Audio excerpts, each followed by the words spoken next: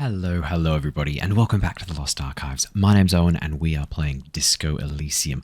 Last we left off, we had a little bit of an adventure around ticking off sort of most of our previous activities. We've been able to sort of tick off quite a number of interesting tasks that we've been working on. We were able to sort out the issue of the missing husband. We had a very emotional conversation with his wife, which was pretty rough. We were also able to locate the smoker on the balcony, the man who potentially had a witness to the crime, and he has in fact directed us to his apartment, where that witness is located. So it is now time to find out what the witness knows. As per usual, though, before we do anything, we need to get a bit of a lay of the land, find out what's going on here. A quarterly business magazine. An empty ashtray. Dishes soaked up in a pot. Flyers for underground parties. Flyers for underground parties. Dates for open lectures at an open university. At a local university. An exquisite canopy bed made of metal. Buckets of paint on a layer of old newspapers. An old photo of the same apartment, dated year '01. Expensive men's perfume lingers in the air. Ooh. Party Dragon's silk robe. +1 drama, +1 electrochemistry. Might come in handy. And Samaran conical hat. +1 logic, -1 suggestion. I mean, we should always try new clothes on. Oh. Oh my. I guess we'll keep the hat on, because we don't have another hat. And it's going to get us +1 logic, which gets us up to +2. That's not too bad. Interesting look we're going for there. You have acquired the hat. Keep it, officer. It looks good on you. You shouldn't be seeing him in an intimate setting. For some reason, you feel this man is your superior.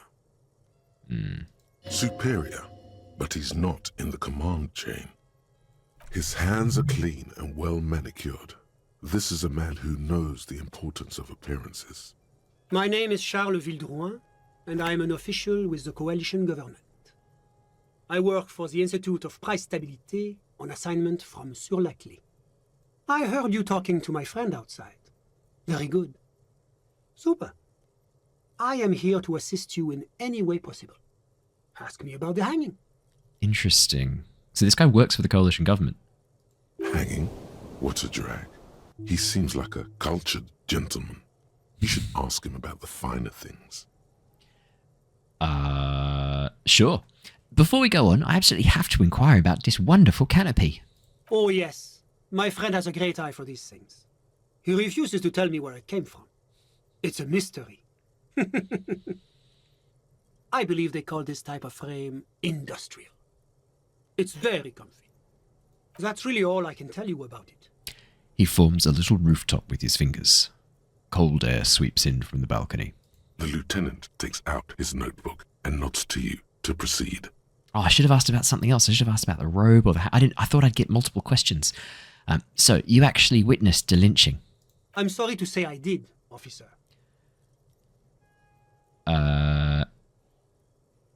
Start from the beginning, if you don't mind. We don't need to turn to Kim and look like we're idiots. Is it because you did it, Mr. Villangeau? That's the dumbest thing I've ever heard. Start from the beginning, if you don't mind. Officer, it's very difficult to describe what I saw that night. It was so surreal to me, like in a play. He holds out his hands and blossoms his fingers, like a drama teacher setting the scene. What do you mean, like in a play? It was just so strange. I could barely comprehend what was happening. Okay, get to it. Tell us what happened. I was on the balcony when it happened, getting some fresh air. I remember that first they came in, carrying what looked like a body. And then I saw all the surrounding windows go dead, one by one. Union business, not to be observed. That's when I understood. I should not be seeing this. Sounds like the victim was unconscious, or at least incapacitated. Interesting. Who were they? Can you describe them? I couldn't see their faces well, and there were quite a few of them. But they were very loud and very Martinez. Let's just say that the laboring classes can get rather expressive with their profanities. And how many of them were there? I couldn't tell you exactly. Less than 10. Maybe 8? The lieutenant sends you a sharp look at the mention of that number. Were any of them huge, like 200 kilograms huge? That's a giant you're describing. No, they were all quite human, as far as I could tell. We're not going to mention the drummers thing, that's just going to piss Kim off. What happened next then? I went back inside. Were you able to see anything from inside? Officer, the yard was pitch black. There was nothing to see, but I could still hear their voices. They were threatening to kill that poor man. Were they men, women? All men, I presume. But again, I couldn't see very clearly. We know one of them was a woman. But we are fairly certain the lady driver was present. Are you sure at least one of them wasn't a woman? It's possible, officer, but I cannot say with certainty. It was very dark, you must remember. What ethnicity were they? I believe they were mostly white, though I believe I saw 2 Areopagites among them. And I am quite certain that one spoke with a Mesk accent. Okay, what happened next? Well, that's the strangest part, officer. Nothing happened. It was oddly quiet for a public lynching. What do you mean nothing happened? They lynched a guy. Eventually, their shouts died down, and that was all. There were no gunshots, no celebratory shouts, no anything. Why didn't you call the RCM? You're right, of course. That is what one is supposed to do in such circumstances. I was simply in shock. I'm afraid I don't have anything else to add. About what time was all this happening, approximately? All I can say is that it was late. So let me get this straight. You didn't actually witness the hanging itself, did you? No, I didn't see the corpse until the following day. Those were all my questions. Thanks for your time. Of course, anything I can do to assist the RCM. What's an official like you doing in Martinaise? The coalition is only looking out for the price stability. Inflation is a killer, like a heart disease blocking the normal circulation of the economy. It must be controlled. The economy impacts the entire international community, which is why it requires international oversight. Okay, but what are you doing here in this apartment? Well, I'm renovating it. It is an interesting project. The building used to be a 12-story skyscraper before the cannons took the top 4 stories off. This, of course, happened when the coalition forces landed here. You could say I'm undoing some of the material damage the international community caused when we arrived here. So you're some kind of bureaucrat? Yes, as I said before, I am a commissioner from Sur-la-Clé working for the Institute of Price Stability. This is one of the main projects of the Moral Inter. Wait, there isn't actually an Institute of Price Stability, is there? Or maybe there is. God, it's impossible to understand whether someone from the Moral Intern is joking or not. Don't need to know about the international community. We know what that is. The price stability, we know what that is. Tell me about Sur-la-Clé. What's there to say?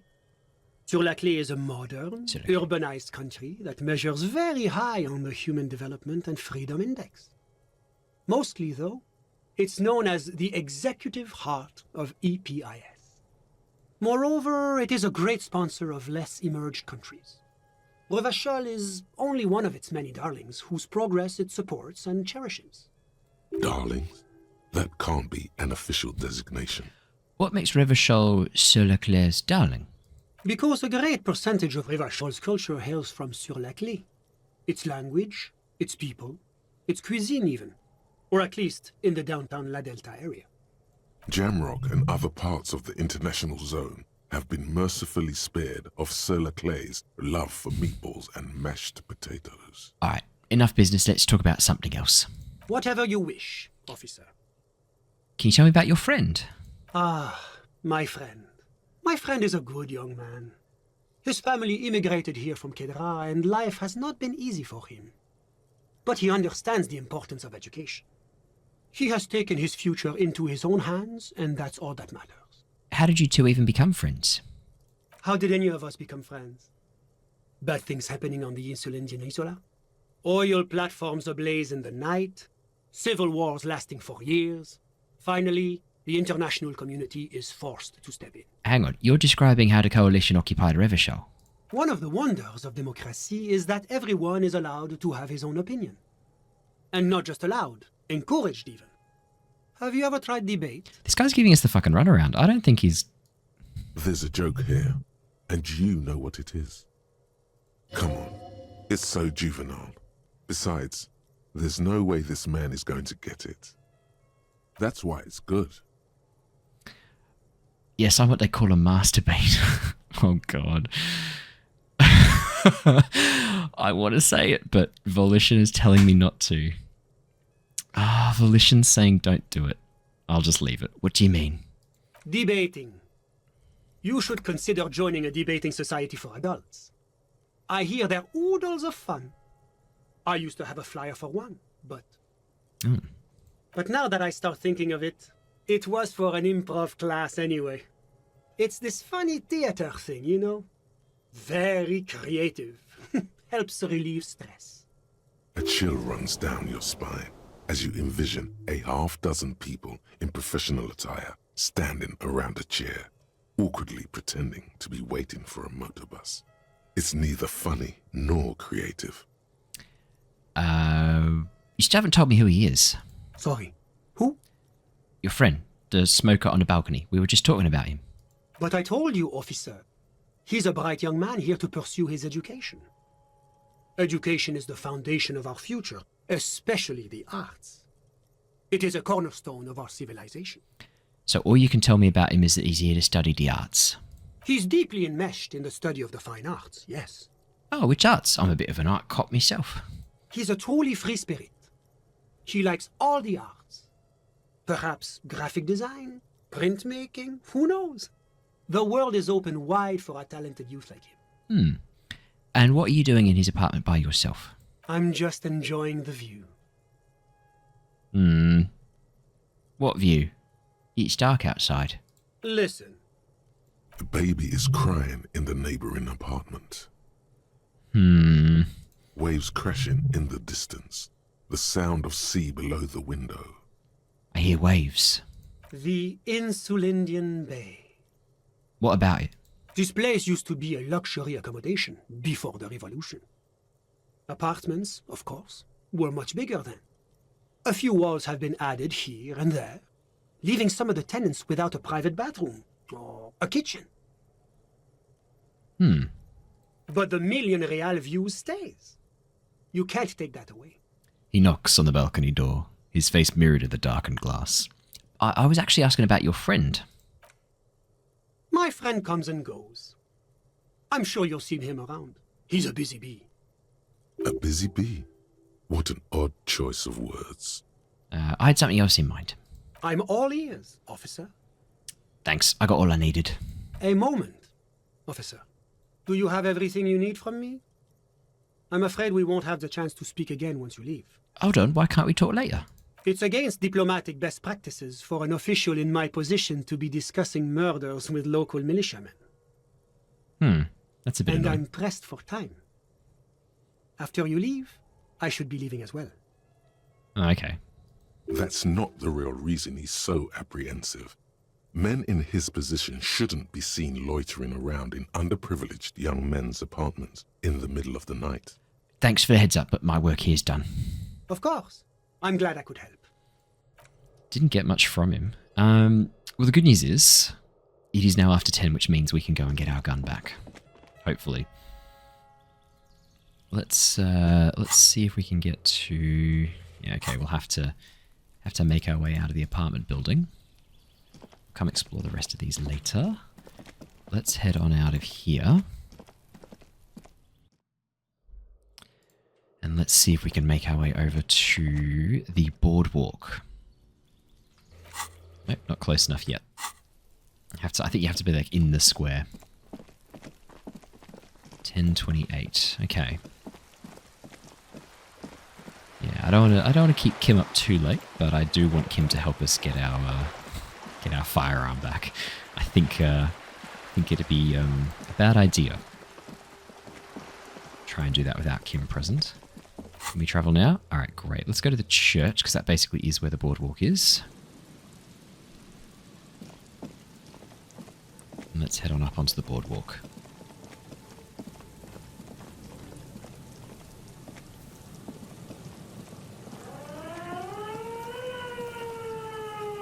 What?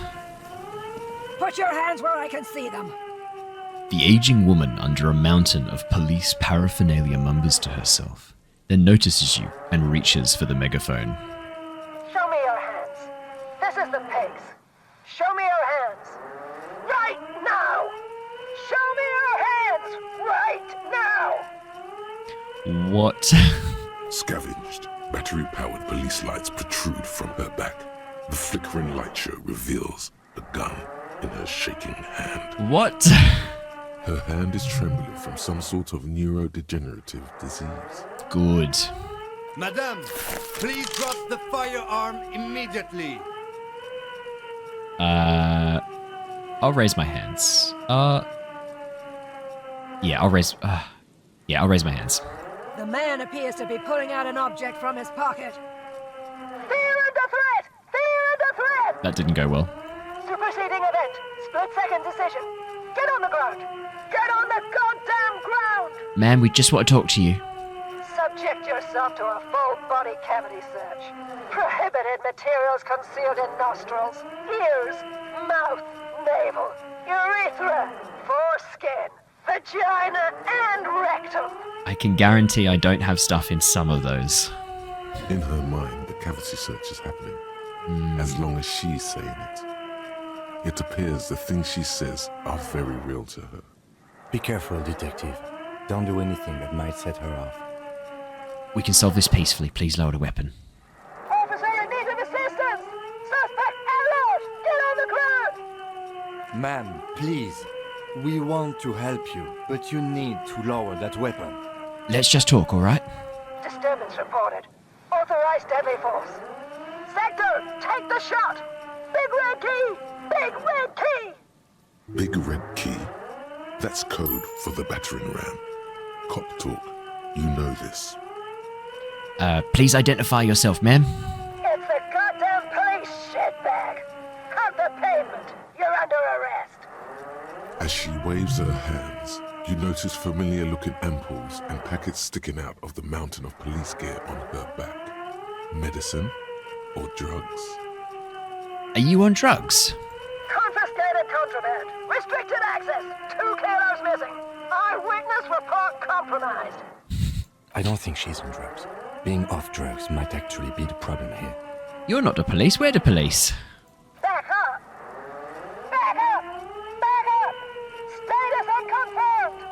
Lieutenant W. Freighter Harrier Dubois, 34th Precinct. This is my partner, Lieutenant Kitsuragi from the 57th. No! Oh no. No. I thought Mr. Moran. Gareth! Aggravated assault! Man down! Officers in pursuit! There's a scenario unfolding in her head right now. It has nothing to do with what's happening here. What's the situation, officer? Law enforcement compromised!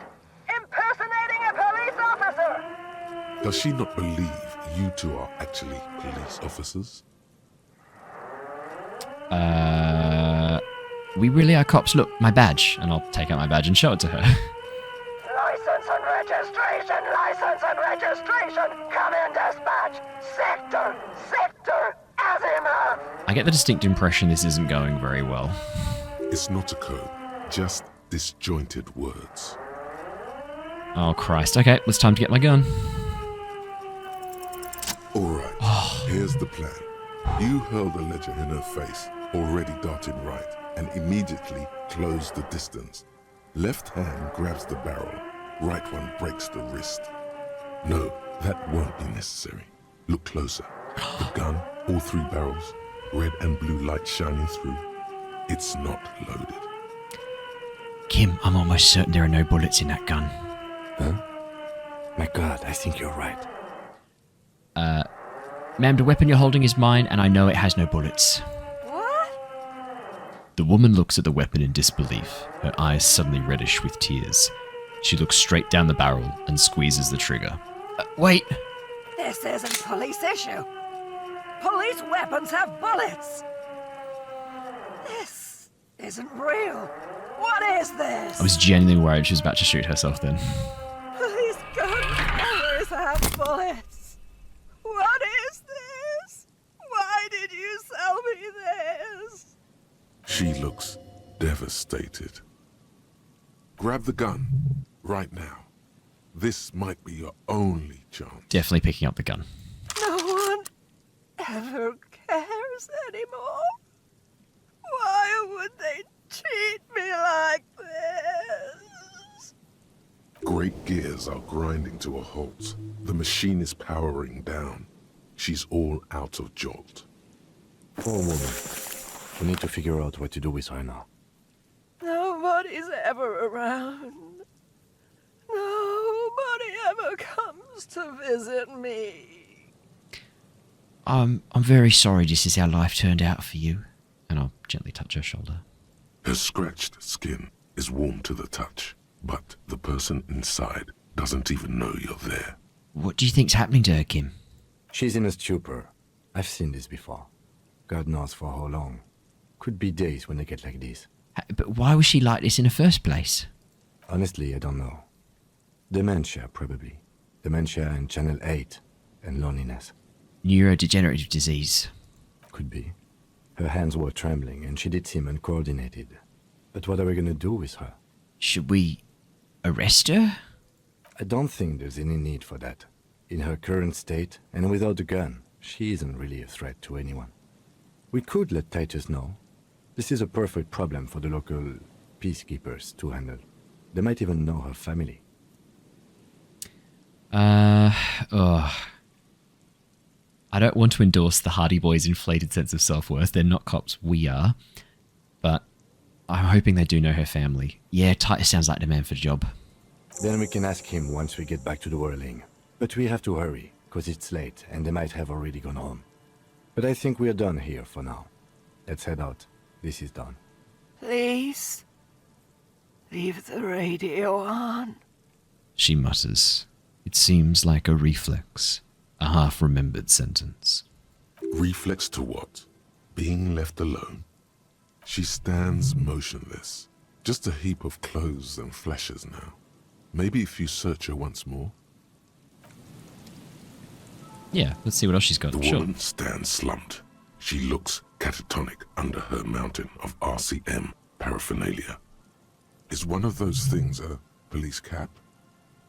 Pick up the RCM cap. She doesn't even flinch as you reach out and disentangle the familiar-looking lieutenant's cap from her mountain of RCM paraphernalia. We found our cap. Oh, is that yours? It's hard to say. It's been so long since you wore yours. Mine? No, it's ours. The RCM's. It's your hat. Lieutenant nods. I'll shake her on the shoulder. The old woman doesn't react to your touch. Should I confiscate the narcotics? Wink. No, I'll leave her be. Poor lady. Okay, the one thing I was going to do before we leave here, I was going to quickly make sure there's nothing else we've missed around here, because we did get a little bit sidetracked last time when we were wandering over this area. Oh, now that the body's gone, anything in the bins? There's some tea. No. Okay, cool. That's absolutely fine. Okay, in that case then, we need to make our way. What's down this way? It feels like there's like stuff here that I can't get to. Maybe I have to like go around? Oh yeah, I can go around. We need to make our way back to Titus and let him know that we have found the pigs and that we have our gun back. The remaining windows rattle from a strong gust of wind.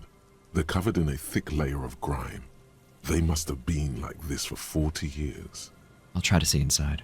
Dripping water falls from a high place. All you can see is the shadow of a collapsing staircase. There's rust and corrosion on the bars. They're foaming with it. And a small layer of white salt from the sea. Lieutenant, can you make out what's inside? No. I won't even try. You know, He takes his glasses off. I had a partner once. They called him Eyes, because he had to show me things. It's that bad. This partner of his, Eyes, things didn't end well. It saddens him to say his name. Don't even ask. He wouldn't answer. Maybe some other small talk. Can you still shoot, though? Well enough, actually. It's odd how that works. I'm no sharpshooter, but I passed my shooting courses 7 out of 10. It's pretty good. Alright. I don't think there's anything else for us to learn here. I figured I'd have a bit of a look around just in case we'd missed anything. But I don't think we can get over there. Looks like there's a ladder here. I'll just check if there's no way up the ladder. You see, a slogan. No, okay, cool. No way up there. Let's head back. Oh, sorry, I'll have to get closer to the church, I suspect. And then we'll quickly see if we can report this to Titus. I was hoping it wouldn't take too long. Oh, and we need to put our new hat on. +1 authority. Yeah. Oh, we look like a real policeman now. Is there a better shirt for us? +1 conceptualization. Our conceptualization's pretty good, isn't it? 4. Could be higher. I'm tempted just to boost it with a level, though. We've got so many levels. We've unlocked all of these, haven't we? Yeah. Yeah, let's boost... I'm tempted to boost all of our stats that we're using quite a lot up to 5. So boost up hand-eye coordination, boost up conceptualization, logic. I'll definitely do conceptualization. Visual calculus is already up. Bump up hand-eye as well. And we may as well bump up reaction speed too. Let's leave that for the moment. That'll do. Alright, let's head down. Oh, is there more this way? Just realised I haven't been this way either. Can I get round there? No. Okay, cool. No, that's fine. Let's head back. I have this bizarre feeling like I haven't fully explored the boardwalk yet. Alright, let's see if Titus is still there. It's 11 o'clock, maybe not. Hopefully we're just in time. Oh yeah, we're good. Let's talk to Titus. Looks like the circus left town, but the clowns are still here. Titus does not look particularly happy to see you. Oh my goodness, there's a lot of stuff. There's no catatonic lady in the old fish market on the other side of the bay. She needs help, Titus. What's that, Copper? You want us to help little old ladies now? You're local law enforcement, aren't you? Helping troubled civilians should fall under your jurisdiction. Yeah. We'll send someone out. Who is? Wait. It's the pigs, isn't it? Yeah, her. God. Poor lady. Oh. Don't worry. We'll handle this. I think she got some family in Courong or something. Bastards left her alone when she got sick. We've been getting complaints. That's really sad. Hey, wasn't Everard's B team looking for her the other day? They said something about her, I don't know, finding something? Yeah, I think you're right, Gene. She have something of yours, Pig. Whatever you do not admit to these punks you lost your gun. You will suffer if you do. No, didn't have anything in mind.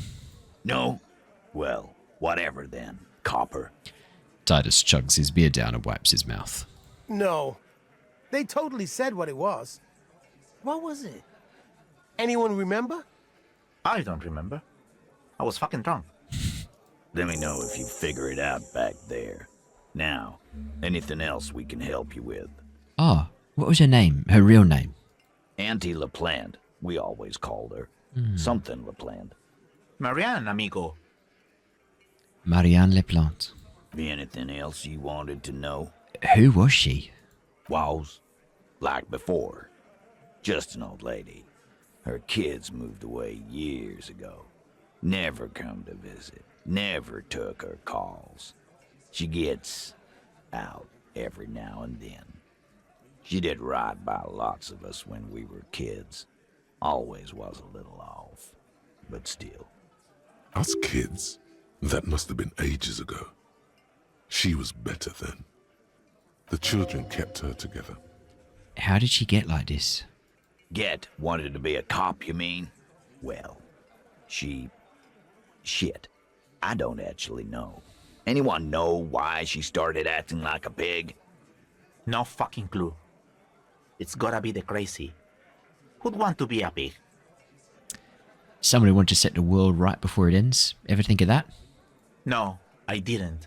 Because I'm not fucking stupid, Polizonte. Okay. Yeah, Carl. That's some pretty fucking weird shit to say. Damn it. The pigs level weird. But whatever gets you through the day. Where'd she get all her cop gear? Dunno. She lives by the water. Shit washes up all the time on the beach. We might need to go for a bit of a walk along the beach again. Police paraphernalia doesn't just wash up on the coast, people. It's not like we dump it at night. She bought it, collected it. Station 41. A man carries a crate of rusted, unused badges. You think these would net us something at the annual auction? A balding detective drags a comb futilely across his head. Shit, who'd want those? Just dump them into the river. We do dump things in the river, it turns out. Thanks for helping me this one, Titus. No problem, old cop man. We take care of our mentally ill here in Martinez. Ain't that right, boys? Sure enough, we're the real heroes on these streets. Damn it. Me and Everett talked. He promised he'd cooperate. Oh, so you went and talked to my mommy. Shit. And now she's making me play with you. Is that it, lawman? Damn it. And what's gonna happen if we don't? You gonna go and tell on us? Very mature, guys. Everett sent word, right? Yeah, I heard him. The fuck do you think I'm doing here? You'd have your ass handed to you if it wasn't for the boss man's word. Let me state this very clearly, capo. Hello, officer. I'm Titus Hardy, and these are my boys, Hardy boys. How may we assist you? Explosive laughter follows. To his men, Titus Hardy is a golden god. They want to laugh at his jokes even before they leave his lips. This guy is a born leader. But having Everard back you up like that did seem to have some effect.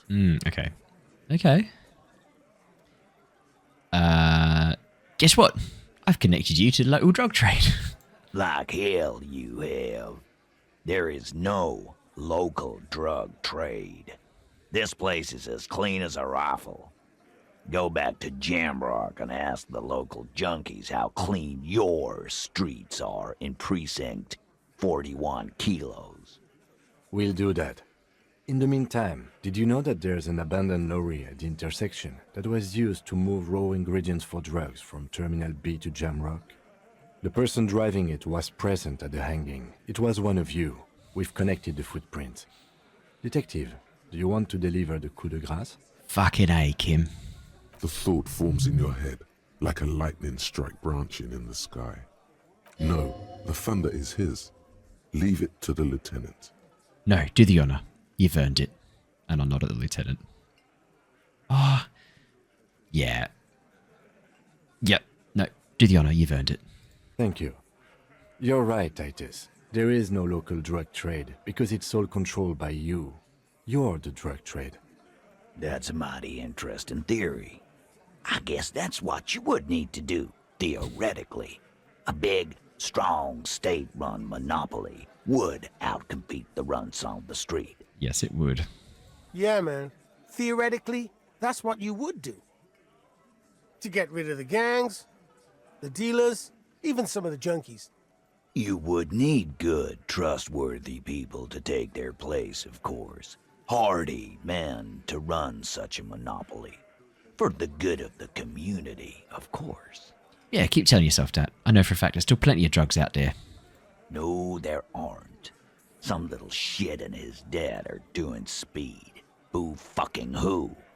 The stuff's probably from Jamrock. But you're not controlling it. That's the whole point. Little shit. That's Kuno in the yard. Whatever you've seen is peanuts. Look at the big picture, man. The place is a paradise. And all thanks to Hardy boys. Theoretically, of course. We're just talking politics here. My answer to your drug accusation is, how dare you? Go fuck yourself. Checks out. Not quite yet, Mr. Hardy. There were 8 sets of prints on the crime scene. There are only 7 Hardy boys here. The 8th Hardy, the one who's missing. She runs the thing, right? My answer is, fuck off. Mind your own business. There is no 8th Hardy. I run this goddamn scene. Finally, you got something out of him. This could prove useful in the future. And here we go. Back to the usual. I know! Fatty walked on all 4s. He's so fucking fat he left 2 sets of footprints. You're an asshole, Shanky.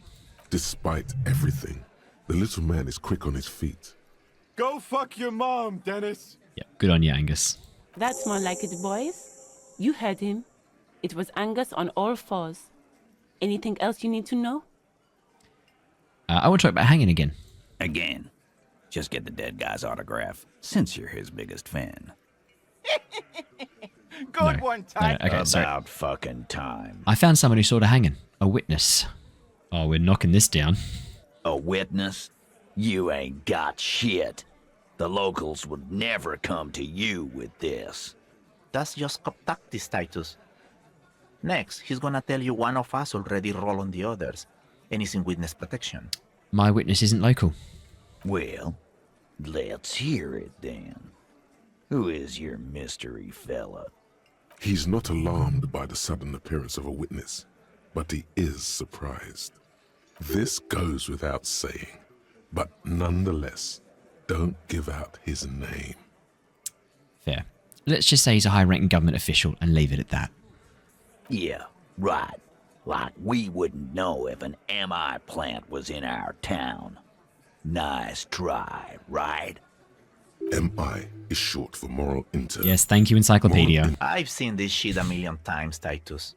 Fly fishing. They are desperate. Tell us, Copper, what wacky claims did he make? The witness said the hanging went down very quietly. No shouting, no commotion. It's you assholes that feel the need to go around like a fucking brass band. The Hardy boys are dead silent. Yeah, it's like they put cowbells on you before they send you to the streets.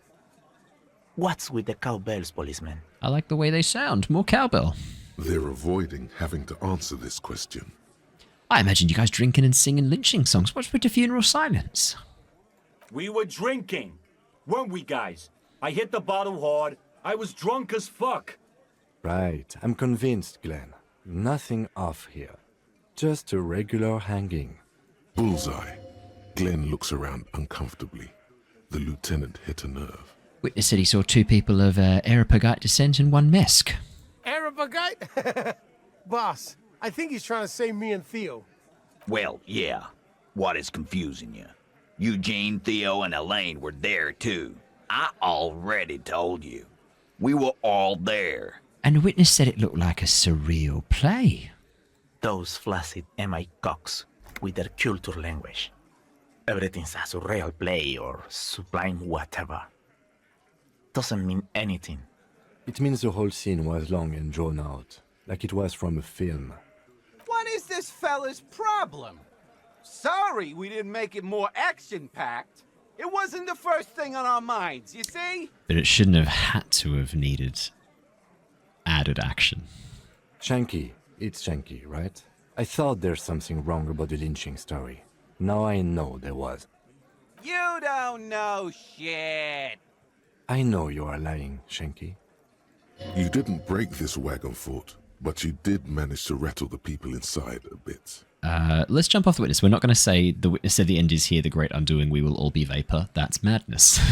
Some witness. I pulled the same shit. Came up with some shit, then went and said it to people. Get a reaction. Don't have to go to cop school to try that. You don't have to go to school for shit. I never went to school, and I'm doing great. Yeah, I mean, you claiming you hanged a man. Well done. You're doing a hell of a job, man. Hell of a job. So much bluster to hide the fact. that they're uncomfortable with you having this info. I talked to Joyce, the merc you hanged. His friends are coming for you. Yeah. By friends, you mean his squad mates from Crenell. They know the name Crenell. Wouldn't want to beat up his grandma. Yeah, they're forming some kind of tribunal and they're coming for you. This is what happens if you take the law into your own hands. Other people start doing it too. Let them come. The Hardy boys are right fucking here. You heard the man. Right here. We're armed.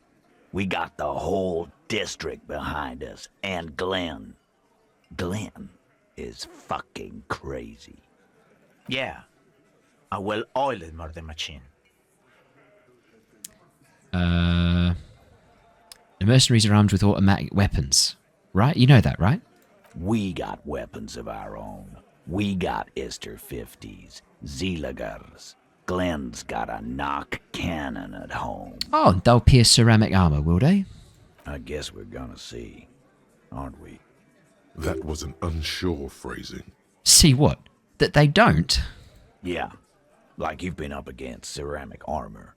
He takes a sip of beer to bide his time, then tries to get the last word in. You haven't even seen the whole suit, right? I've seen the whole fucking thing, and it didn't make him immortal. This Crenell is bad news, you know that, right? So are the local gangs, the fucking Barmy Army, and the Madre scum. You've been out there. Seen any around? Yeah, but they're not armed with fucking military-grade weapons and armor. Yeah. Where are they now, huh? Sent back to Madre in an airtight cargo crate. These people are trained military professionals, special forces, as you said. They're not a gang or Barmy army. No, they're not. They're uncoordinated and drunk. We know more about them than you think. We're not going to say the Syria's giant hornet can kill 40 bees a minute thing. They're not going to get that metaphor. We're not going to say it. But we will say, Joyce said they're gone rogue. Nobody's controlling them. Big fucking surprise. They hire psycho scum, arm them to the teeth, and let them loose in the city. What do you think is gonna happen? What I'm trying to warn you about, a bloodbath. What? What do you mean, okay? I mean, okay, you got this, you got the numbers. Okay, they're gonna wipe you the fuck out, Titus. No, they won't. Get out of here with your negative energy. He really doesn't like you ruffling their feathers like that, on what might be the eve of battle. All he means is that the situation is serious. No wonder you cops get shot to shit every day. Can't go to war with an attitude like that.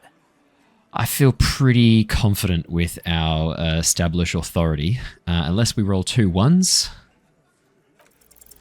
As you look around this room full of sweaty men, swearing, drinking, spitting out tobacco, does this look familiar? Where have I seen this before? You believe the place was called Precinct 41. It was also filled with, almost exclusively, men, sitting on desks, talking shit and wasting time. You seen Apricot, old Purdue's daughter? Asks Lieutenant McCoy. Replies Torson. The ass on that one. McCoy shakes his head in appreciation. A bit strange the old man named her Apricot, but, I mean, who am I to judge? Wanna hit the kebab joint? I get it, Titus. You guys really are the authority around here. Huh? You must be. You're just like real cops drinking beer, sitting around with your dicks in your hand. You got a problem with beer now? Not quite there yet. Push on. No, I'm also a big fan of beer. And jerking off instead of helping people. You saying we don't help people? I've been doing this job for 10 years. Martinez was a dump before we put this outfit together. They don't know, man. They weren't here. We had 3 shootings a week, kids dead, fucking graffito everywhere. You cops haven't shown up since the 30s. We deserve that. Congratulations on the graffito removal. All I see is you sitting around talking about Monica's titties while there's a rape victim. So what? What do you want from me? We took care of that fuck. Don't let him drink that. One more push. Quick. Just don't antagonize him. You have this already. Oh, okay. It's not about who did it, it's about the victim. She needs help. Titus? She stops mid-sentence. That's it. You got him. He's going to give it up, but on his terms. You wanna help her, cop? Fine. I'm gonna let you help her, but you treat her with respect. On my honor. If you don't, if you question her, harass her, a freight train of pain, buddy. What is her name? The lieutenant takes out his notes. Glacia, I'm on due. She's staying here at the Whirling in Rags, a real pretty one. Silvery jumpsuit, blonde. That's Amonju with an O-U. Class J, the woman we spoke to when we first woke up and left our room. Shit. The girl. The girl upstairs? That can't be her. She knows you drank so hard you forgot you were a cop. Did I tell her that? I thought I was doing a pretty good job keeping that secret. Oh, it's her! It's definitely her! It's Miss Oranje, disco dancer! Oh dear. Said you don't remember being a cop, said you don't remember reality, talked about your room and crying. Yikes. Can we bump our composure? What's our composure at? Yeah, we can bump our composure. Let's take a level in that. Oh, it's not much better. Okay. Class, yeah. Correct your tie. Yeah. Blonde. Alex. Tall. 2 rooms over from yours. Let's just say it. Oh no, did we just... Said Class J. Damn it, we just made it harder. Alright, let's just go. You inexplicably add cool after the victim's name. Yes. But no one notices. Your spine is too damn straight. None of these people would ever suspect you've met her. Whatever you do not tell him you know her. That would sound off. I cannot believe we passed that. 4 and a 6. We just passed that. Holy shit. Calm. Normal. Try to forget this little hiccup. What was her relationship with the mercenary? Relationship? There was no fucking relationship. He raped her. That's their relationship. Okay, fair. Actually, I meant more like, did they talk a bit beforehand or anything? Something is off here. Oh. His anger is possessive. Was like that karaoke incident all over again. Or like some of the other girls he was harassing. Okay. Okay, enough. All of this is irrelevant to your stated investigation. And when did the assault happen? He did it before we killed him. He's not gonna do it again. So what does it matter? It would help if we establish a timeline. Yeah, pretty basic. All right. 2 weeks, maybe? I don't know. I need another beer. He turns to Glenn. Here you go, boss. The tall blonde throws him a can. Titus cracks it open. What's your relationship with her, Titus? I know her. He looks around and an uncommon silence fills the room. How well do you know her? A small twitch in the corner of Kim's mouth. He has a hunch about what knowing means. Me too. Well enough, Copper. We party. She's been here for a few months. He crosses his arms. He tries to make it sound real casual, but the muscles on his neck tighten. Oh, so she's not from around here? You mean Revachol? Nah, she's an immigrant. Or a drifter of some sort. Been staying here over the winter. Don't you give her any more trouble. She's just had some bad luck, that's all. Interesting. Shut up, Angie. She doesn't need your help. Titus gives them both a look. They fall silent. Very interesting. What's with all the silences? It's like these guys don't know how to feel about this. You should keep picking at it. You said you partied. What do you mean? What do you think I meant? Sex, drugs, and karaoke? Yes, and no. Got something to say about it? So you're saying the two of you were close? No, we just fucked. That's all. I'm not gonna give you any details if that's what you're after. So put your dick away. He really went out of his way to seem comfortable with this topic. I bet. That's all you're gonna get for now. Okay. He's doing a good job here. A commendable performance of I don't give a shit. Thanks, Tice. We'll talk to her. Remember what I said. Freight train of pain. Yeah, I got it. Thank you. Gonna take off for now, Tice. Okay. It is almost midnight. I think this is a good place for us to... Oh, actually, let's do our thought first. Fairweather, T500. We were trying to figure out weaknesses of the armor. Remember that weakness you were looking for in the ceramic armor? Like, maybe it can only stop small, fast projectiles, but a large, slow-moving pry bar would shatter it? Perfect. Or, if I run an electrical current through it, maybe it will... Fine. ...melt. Or, personal favorite, frequency something something radio weapon. Also good. None of that would work. Fuck. You need to shoot the part of the enemy that doesn't have Fairweather T500 on it, because the armor itself is invulnerable. Good news is, so are the armor pieces on you. Holy shit. +2 hand-eye coordination against enemies in Fairweather T500 armor. Okay. Oh no, this is not. I was hoping that it would be an actual weakness of the armor. That's a real shame. That's a real shame. Okay, let's head back to the fishing village. We don't want to pay for a room here at the Whirling in Rags. Oh, do you know what we'll do? We'll head home. Kim will take off. It's getting cold. This late in the night. Time to call it a day. Good night, Kim. Send him away. Good night, officer. We'll meet in front of the shack in the morning. Okay, we'll enter the shack, but we're just gonna quickly go gonna go talk to Kuno. While Kim's away, let's head back. Let's talk to Kuno. Oh, Kuno might not still be up. Let's see. I don't want to give Kuno drugs, but I also do want Kuno on side. I think he's a useful person, so I'm gonna tell him about his dad and give him the drugs. Kuno's like Kuno's dad? Kuno doesn't give a fuck about anything. Kuno took care of the drug situation for you. Alright, so you got Kuno's kilo. Here is how we do it. First, you give Kuno Kuno's kilo, then Kuno gives you half back. That's how we split it. It's the best way. Street way. Aren't you going to ask how I got past your dad? Word on the street is, you sent your little friend in dressed as a hooker, distracted him. That's some sick shit.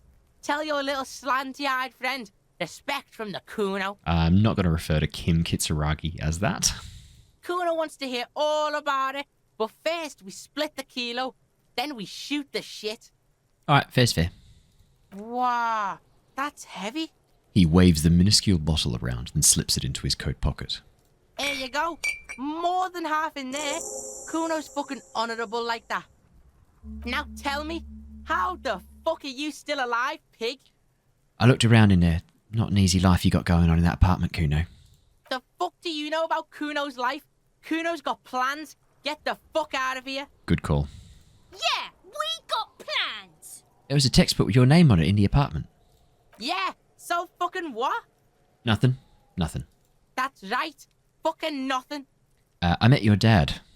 Yeah, you do some Sambo shit, sneak in. Was the Beano-clad hooker thing real? Sambo is an acronym for Samoan boxing, graceful martial arts stuff. Sambo style implies stealth, cleverness, and cool. Just letting you know. It was dark in there. Sneaked in, got out. You got lucky. Kuno's dad was out getting more drink. Kuno knew that. That's why he sent you. Kuno cares about his pig. Doesn't want his pig to get hurt. Thanks, Kuno. Kuno knows his dad is a drunk. Kuno's living in a little fantasy life. We don't need to tear that apart for him. Tons of unpaid utility bills there. Fuck right there were. Fucking 3 years or some shit. Let me guess. Kuno's dad don't give a shit about them? Yeah, that's right. Kuno's dad doesn't give a shit about that electricity and light shit. Just wants to pound on people and drink. That's no place to live in, Kuno. You got to find somewhere else, mate. That's right. It's a shithole. Kuno's gonna move underground. Leroy shit. Ancient shit. Kuno's gonna live in a fucking catacomb. Fair enough. Yeah, get in a tomb, Kuno. The little one seems overjoyed at the prospect. All right, let's conclude this business then.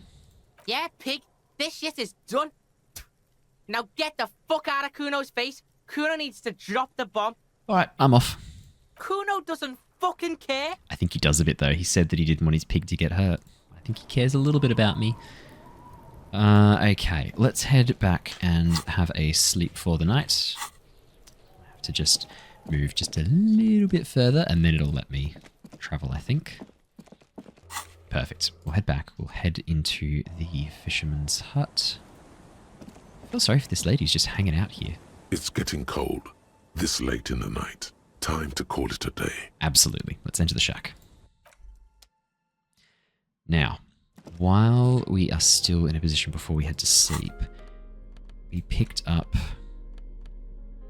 speed bottle with 3 uses. We got our gun back. Equip this when times are most dire.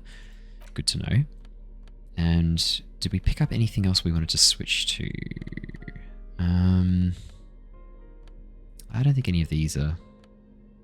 That's pretty useful, the Falm Windbreaker, if we ever need to do any physical checks. Otherwise...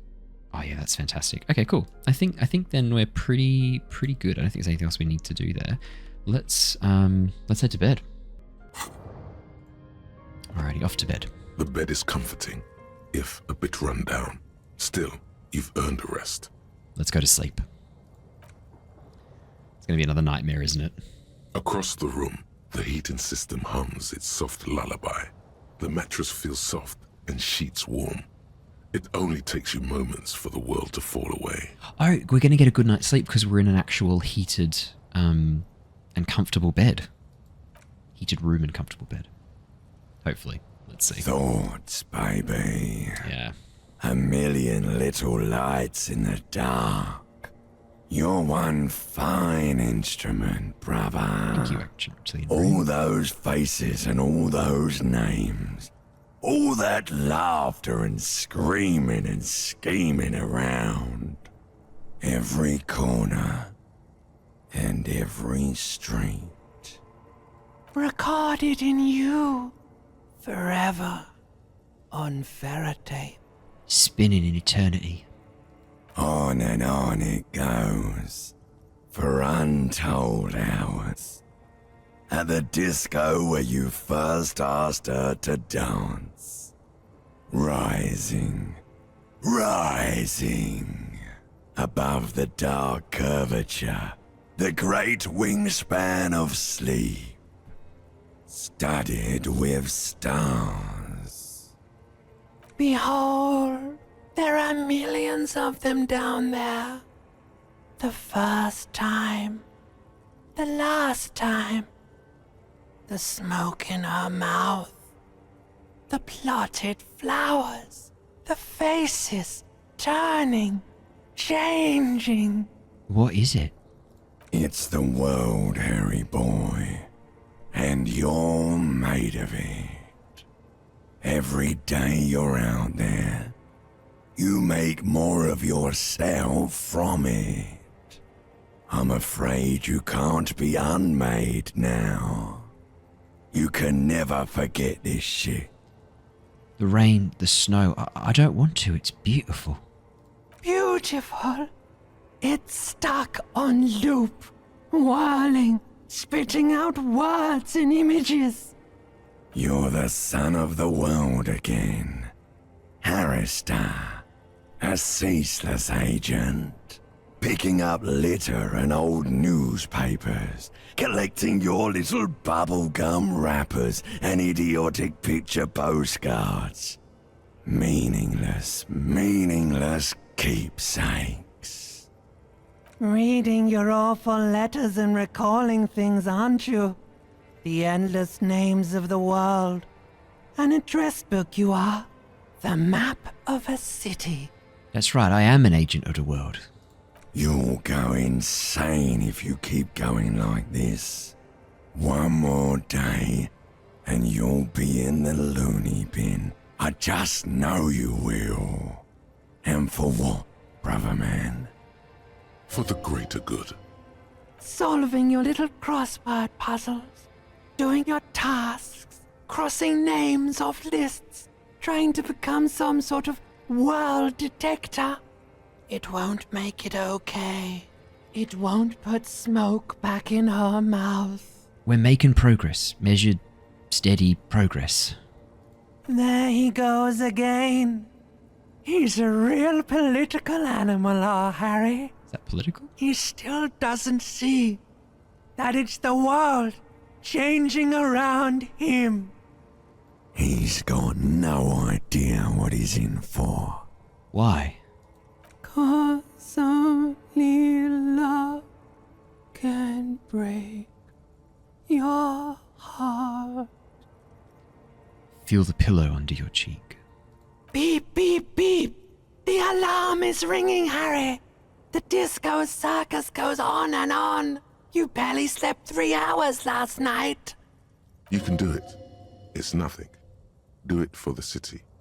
Go. Thank you, Volition. Do it for the picture puzzle. Put it all together. Solve the world. One conversation at a time. Open your eyes. Ooh, we've got a, Good. You're up. Listen, there's something that's been bothering you for a few days now. What is it? It's a suspicion, or a feeling really, that things are not quite in hand around here. An earth-shattering deduction from your psyche. What will those guys come up with next? Oh, amazing. Every day, things seem to spin more and more wildly, out of control. The center isn't holding. And despite your efforts to moderate and contain these energies, things only seem to be getting worse. Because I'm leveling them up. I'm enabling the psychosis. The fact that my mind has split into these different things. Every time I level them up, I'm enabling this like fragmentation of my mind. Oh, that's brilliant. I'm actually making it worse by investing in these skills. Wait, I thought things were going pretty well. Oh, sure. You've been making progress on your case, interviewing people, solving side tasks. Oh, I've been solving loads of side tasks. But who's focusing on the big questions? I assumed the most qualified and highly credentialed people were taking care of that stuff. But have you ever seen them? How do you know they're even there? More importantly, how do you know they aren't waiting for your participation? What am I supposed to do? You've got to find out who bears la responsabilité. What exactly is la responsabilité? The most awesome, terrible thing. It is human nature to crave la responsabilité and to deny it. That's why it must be distributed across many different organizations, agencies, offices, and portfolios.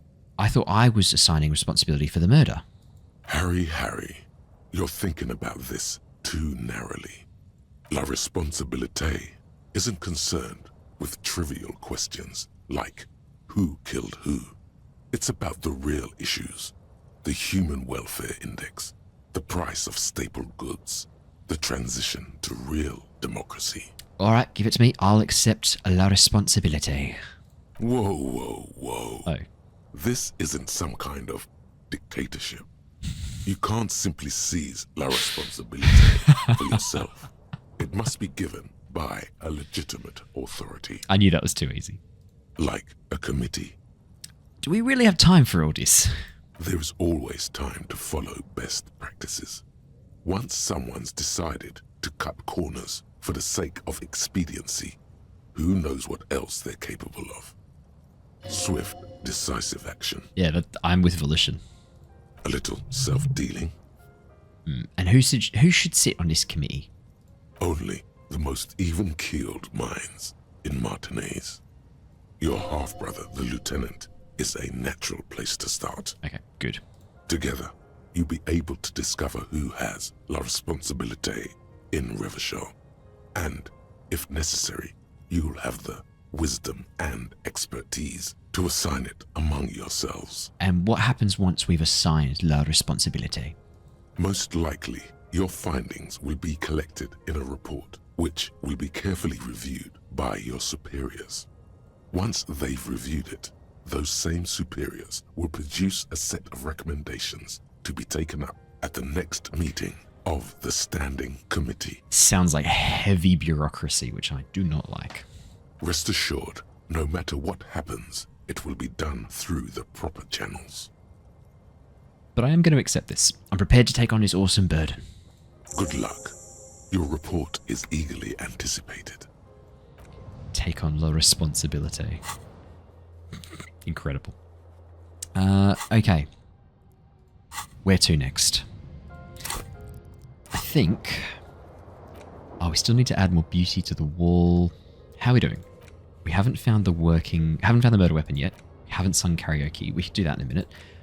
Find a way to secret passage. Haven't done that. We still need to talk to people about the tattoos, maybe. That may take a while. Oh, we can go check in with Alice about the armor. Oh yeah, we haven't found Moral. We should go look for him. We've leveled up our physical... We should go try and call up the chimney again. Armor pieces we're still looking for. Egghead puzzle, the Ravers, Noid. That's going to be tricky. That's all working on the fact that we can get the church turned into a nightclub. And we need to speak to the assault victim. We need to go talk to Klasje. Okay, we've got a lot that we need to do. Well, there's no time like the present. Let's check in with some of these easy questions first. And maybe try and find Moral as well. Yeah, okay. Let's head out. Yeah, I think let's try and tick off some of these easier tasks. Hey, Kim. Yes? Oh, actually, we do need to talk about Kim about La Responsabilité. Kim, we need to talk about La Responsabilité. I'm glad to hear it, Detective. I was wondering when we'd get to this very subject. Oh, good. We're on the same page then. If you ask me, it's high time for you to set aside these frivolous side tasks and focus 100% of your energies on the case before us. No, I meant like La Responsabilité, you know, the kind that gets assigned. Why are you pronouncing it like that gentleman from the Institute of Price Stabilité? Oh. You know what? Forget it. What specifically are you trying to assign responsibility for? For this whole situation. Spread your arms wide. Now, let's make it simple. For the murder. But isn't that our job? No, it's way more nuanced than that. There's this whole, like, historical or socio-economic dimension to it. No, I understand. The lieutenant nods his head gravely. Next, I suppose you're going to tell me you need to form a committee to assign this responsibility. How did you know? Simple. Because moral intern types love to form committees. In any event, I am just a humble law official.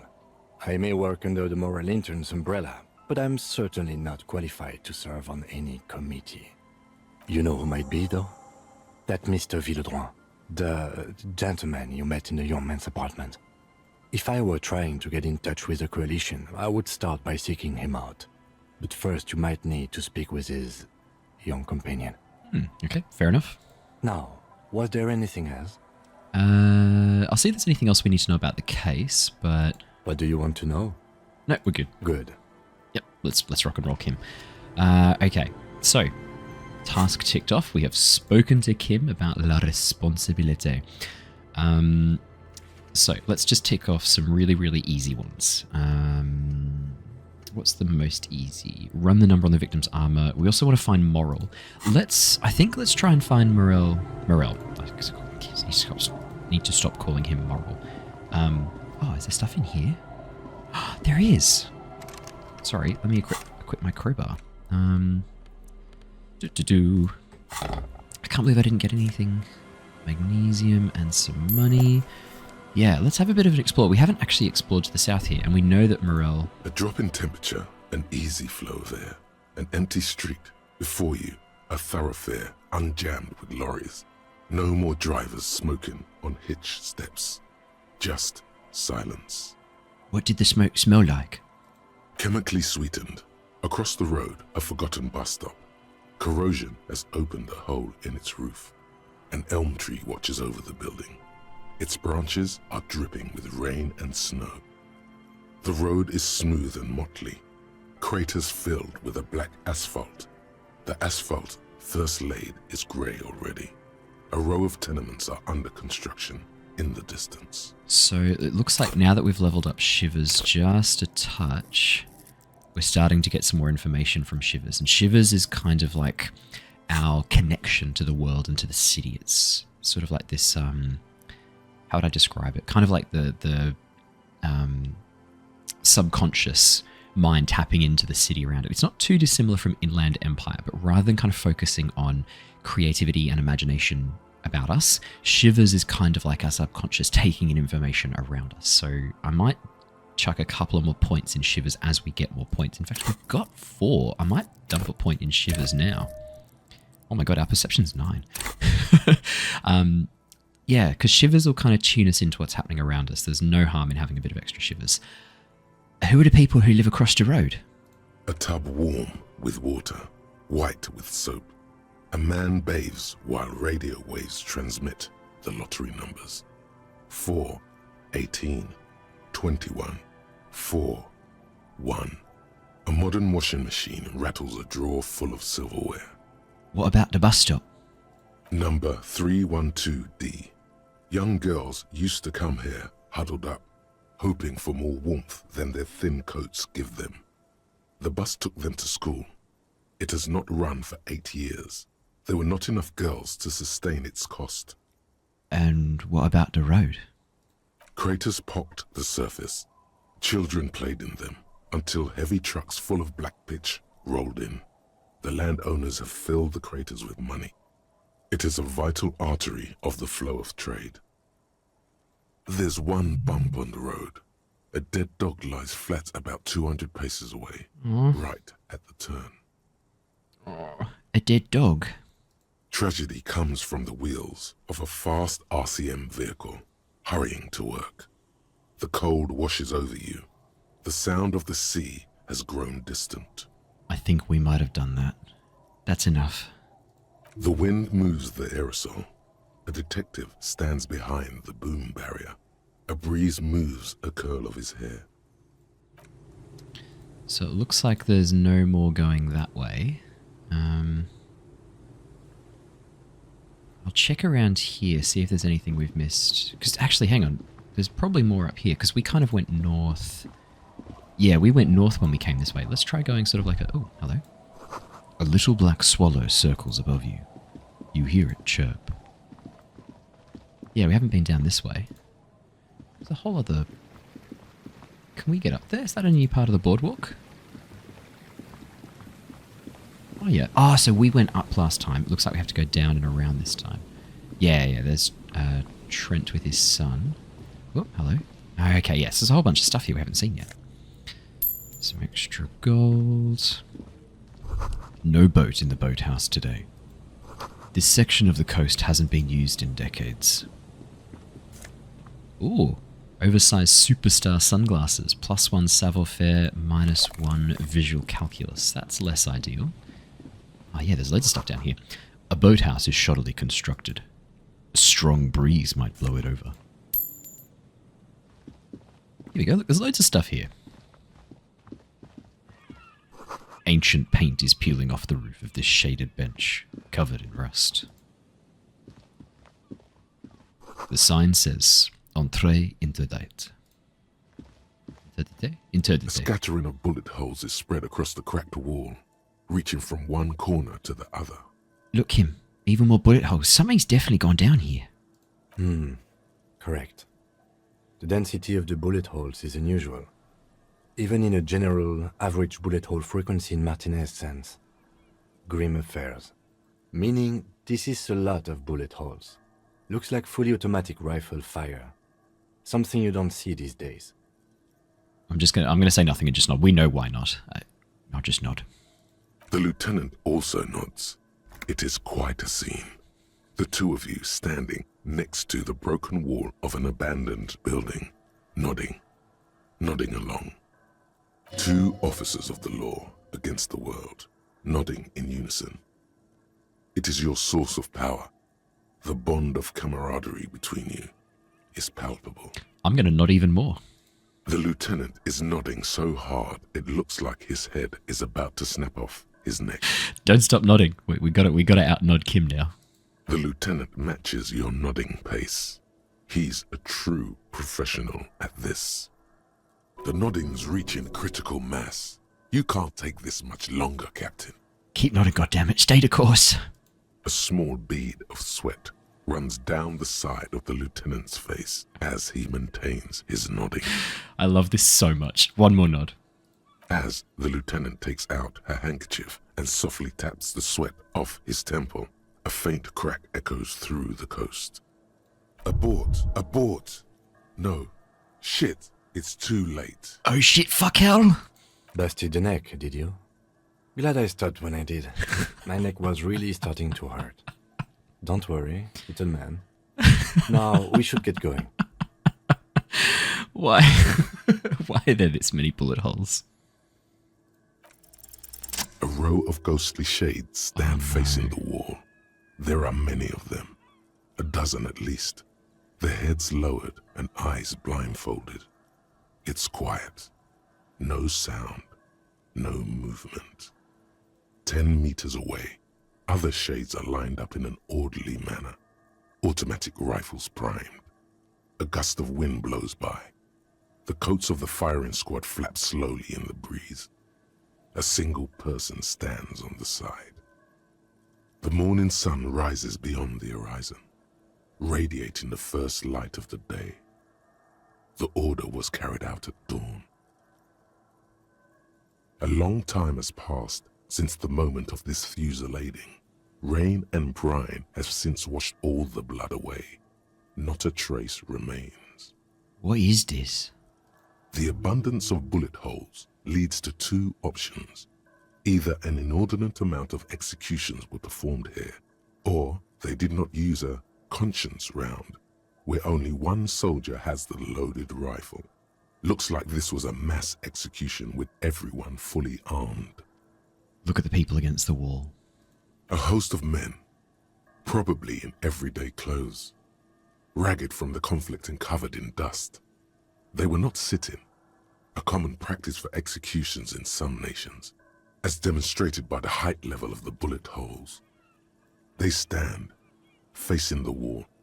It's impossible to discern any details about their personality or background. Ordinary people, familiar, each and every one of them. Who were they? Collateral damage on the path toward normalcy and progress. Such is your belief, officer. Maybe you should change it. They were praying, screaming. Look at the line of soldiers. 7 men in combat uniforms and dark coats, holding automatic rifles aimed at the people. Soldiers from some side, but from which one? It's going to be the moral interns, I can already tell. Men of duty. Dark duty. Who were they? In all truth, violence offers no answer. It's only the last available resort when all mediation fails. And here, all did fail. What about the person standing on the side? The commandant. The one who gives the order. Machine gun fire crackling through the air. The lights of the muzzle flashes dancing on his face. Kim? Who was who in this execution? I don't know. I don't know who died here, lined up beside that horrible wall. It could have been any of the parties involved in the revolution. Perhaps the ones executed here were the loyalist conservatives, killed by the communists at the start of the Civil War. Or it could have been the communists, put to death during the last stretch of the conflict by the coalition forces. Remember what Trent Heidelstein said about Veld? What if it was the Feld personnel when their assets were being seized by the revolutionaries? Another likely scenario. Or maybe... What about people from the coalition, the so-called moralists? Yeah, it's very unlikely the coalition forces were the ones who died here. They were always the last ones against the wall. To be honest, if a coalition member was anyone in this situation, it was a commandant, the superior giving the orders. Yeah, that's what I was afraid of. A cold sea wind blows away the figures. Ah, yikes. An old ticket taker booth, no longer in operation. People paid money to park here. No one would pay now.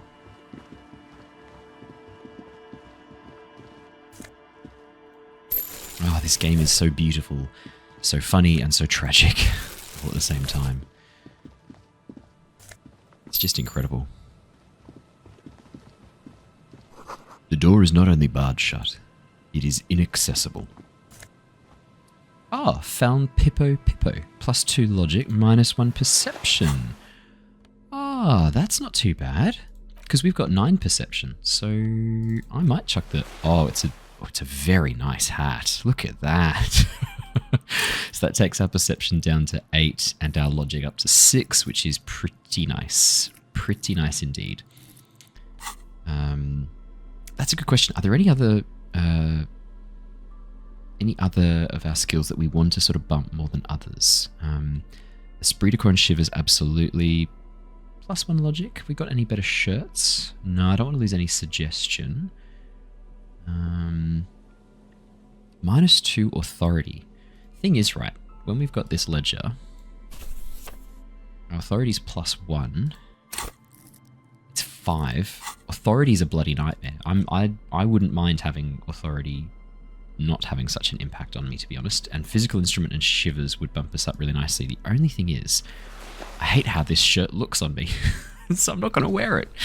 Like the Faun, +2 encyclopedia, -1 perception. That's pretty good. +1 inland empire. Absolutely happy to have lots of inland empire. +2 interfacing, +1 perception. Oh, and we're getting -1 inland empire from the Ledger of Oblivion. Oh, look at this. I can make Harry's head spaz out. Okay, sorry. Let's keep it serious. Let's keep exploring. I don't think there's anything else to explore up here. Let's make our way down, see if there's anything else along the coastline here that we've missed. Doesn't look like there's anything else that way. I guess we'll head north. Because it looks like... Have we? I don't think we've been around this way yet, have we? Ah, hello. Ah, I think we might have just found the cryptozoologists. Yeah, let's do a little explore around and then we'll talk to them. That patch of reeds over there, it's a great place to hide something. Kind of out of the way, being so close to the water. Wait, I can't see anything interesting. You don't have a reason to. Yet. What's this about? Nothing. Just a hunch. The hunch passes, leaving you there, by the old boy bobbing in the water. Time to go. A boy bobs in the water. The number on it says 11. Oh, I feel like... No, I feel like I missed something then. That was... Ah, oh well. These heavy military blockades are riddled with bullet holes, crumbling. These soggy logs smell of ignition fluid. Still, they won't light up. Tiny cages, carefully constructed. Oh, I feel like we missed something important there about the boy. Is it because our perception's not high enough?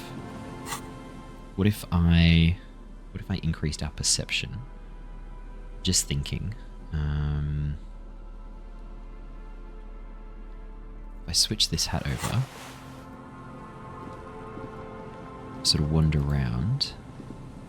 No. Okay. That's alright. I felt like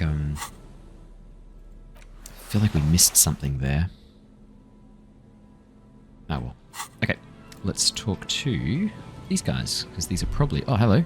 Here we go. It's almost impossible to get a fire going this near No to the way water. out, little guys.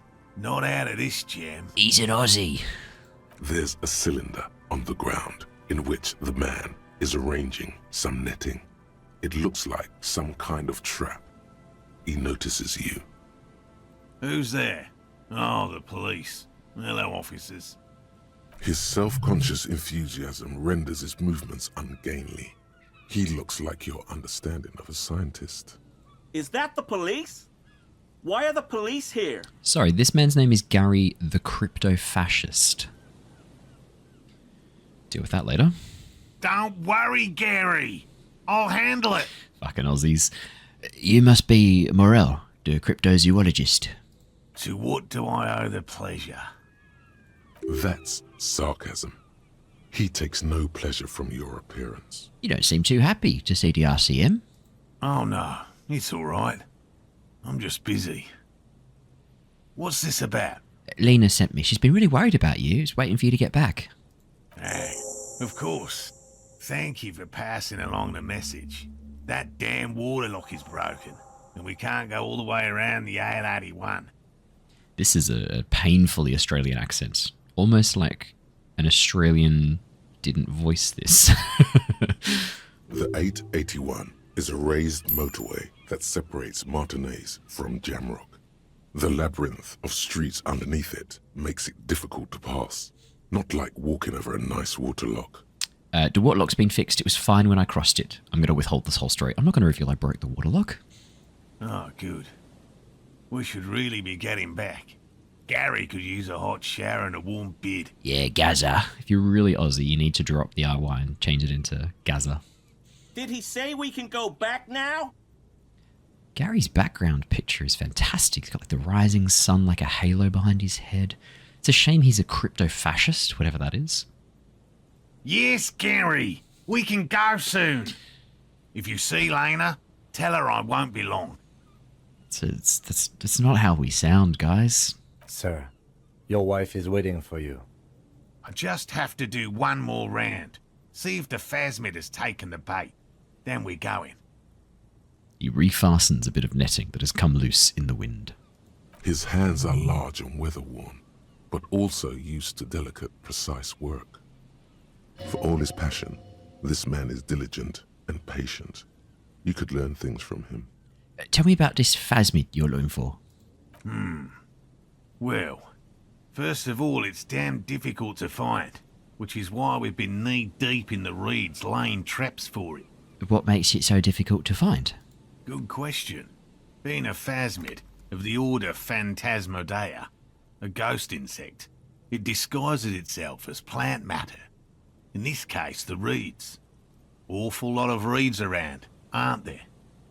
And I suspect it may have also developed other specialised techniques to protect itself from predators, or scientists, in our present case. What sort of specialised techniques is the phasmid using to hide? It's my hypothesis that it has evolved certain electrochemical defences that allow it to interfere with animal perception, impeding pattern recognition, confusing the visual cortex. So it can go invisible, or actively camouflage. But I cannot describe how these defences work, much less how they evolve, without studying a live specimen. Actually, no, sorry, if he's saying it's got electrochemical defenses to interfere with animal perception, let me rephrase. It's not that it can camouflage, it's that it's actually emitting some sort of frequency that mucks around with people's visual information coming in from their eyes. I'm not going to say it's impossible, but it'd be a lot of energy required to do that. Yes, it makes perfect sense. You're beginning to suspect there's something paranatural about this phasmid. Am I? How big is this phasmid? I'm expecting it to be quite giant. One known species of phasmid, called the Megaphasmodea zoensis, is about the size of a grown man's forearm. So, It's pretty big, actually. Why are you so interested in this stick bug? Doesn't seem to be as colourful as some of the other cryptids I've heard about. Typical rookie assumption. Insects are much more sophisticated creatures than those unversed in zoology give them credit for. Okay, fair enough. Even simply catching a glimpse of the Insulindian phasmid would be the apex of of any cryptozoologist's career. But to study it and its defences, find out how it stayed hidden so long. That would be pretty interesting. What have you discovered about it so far, Morel? Very little, I'm sorry to say. No one's ever captured a specimen, so all our information is based on first and third-hand accounts. So no one's ever found one? Not yet. That's what makes it a cryptid. Just out of curiosity, if there's no proof of its existence, how do you know it's real? I know it's real. The cryptozoologist says, brusquely enough that even he seems taken aback by it. It's clear that his obsession with the phasmid is driven by something more than the pure pursuit of scientific advancement. By which I mean, I've heard enough first-hand accounts to believe quite firmly that the Insulindian phasmid is more than mere superstition. Lena said there'd been a sighting of it here in Martinez. Yes, the most recent sighting was by a couple of teenagers along the coast here. That's what brought us to Martinez specifically. It's the first credible sighting in several decades. Admittedly, it's an unusual location for this species, but with all the sewage runoff upstream, it probably doesn't matter much anymore. Yeah, it's an unusual location. We don't sound like that much. Okay, we do a little bit. Maybe the Insulindian phasmid has died out. I have to resist the thought. Such an extraordinary creature is doubtlessly highly resilient. After all, it's generally thought to be capable of parthenogenesis. If I remember correctly, parthenogenesis is the ability to self-replicate without having need of a mate. He means asexual reproduction. The females of the species don't need to mate to produce viable eggs. This makes it easier for a species with a small population to survive. That's pretty clever. Yes, the Insulindian phasmid is a very clever insect. That's why it's so damn difficult to catch. But as a scientist, I'll try my best to remain dispassionate. Tell me more about these traps, Morel. Well, they may not look impressive, but Lena designed them quite cleverly, so I'm sure they'll do the trick. Lena designed the traps? Yes. How do the traps work? Simple. Attracted by the locusts, the phasmid crawls down the funnel and, having eaten its fill, can't get back out. It's just like a crab trap. At least, that's the intention. The net isn't a perfect solution, but we didn't want to use anything that might damage the specimen's delicate exoskeleton. We know what he's using as bait, but I'll ask it anyway. What are you using as bait? Locusts? Locusts. Nearly all known phasmids are herbivores, of course. But we've hypothesized that the Insulindian phasmid might occasionally prey on other insects. It's a pretty incredible logical jump. Yeah, we looked at all of the other creatures in the animal kingdom and we went, all of these in this particular group eat leaves. But this one, the one that we can't prove is real, maybe it don't. Inside the traps, a number of locusts crawl and tumble over one another in a tiny, chittering swarm.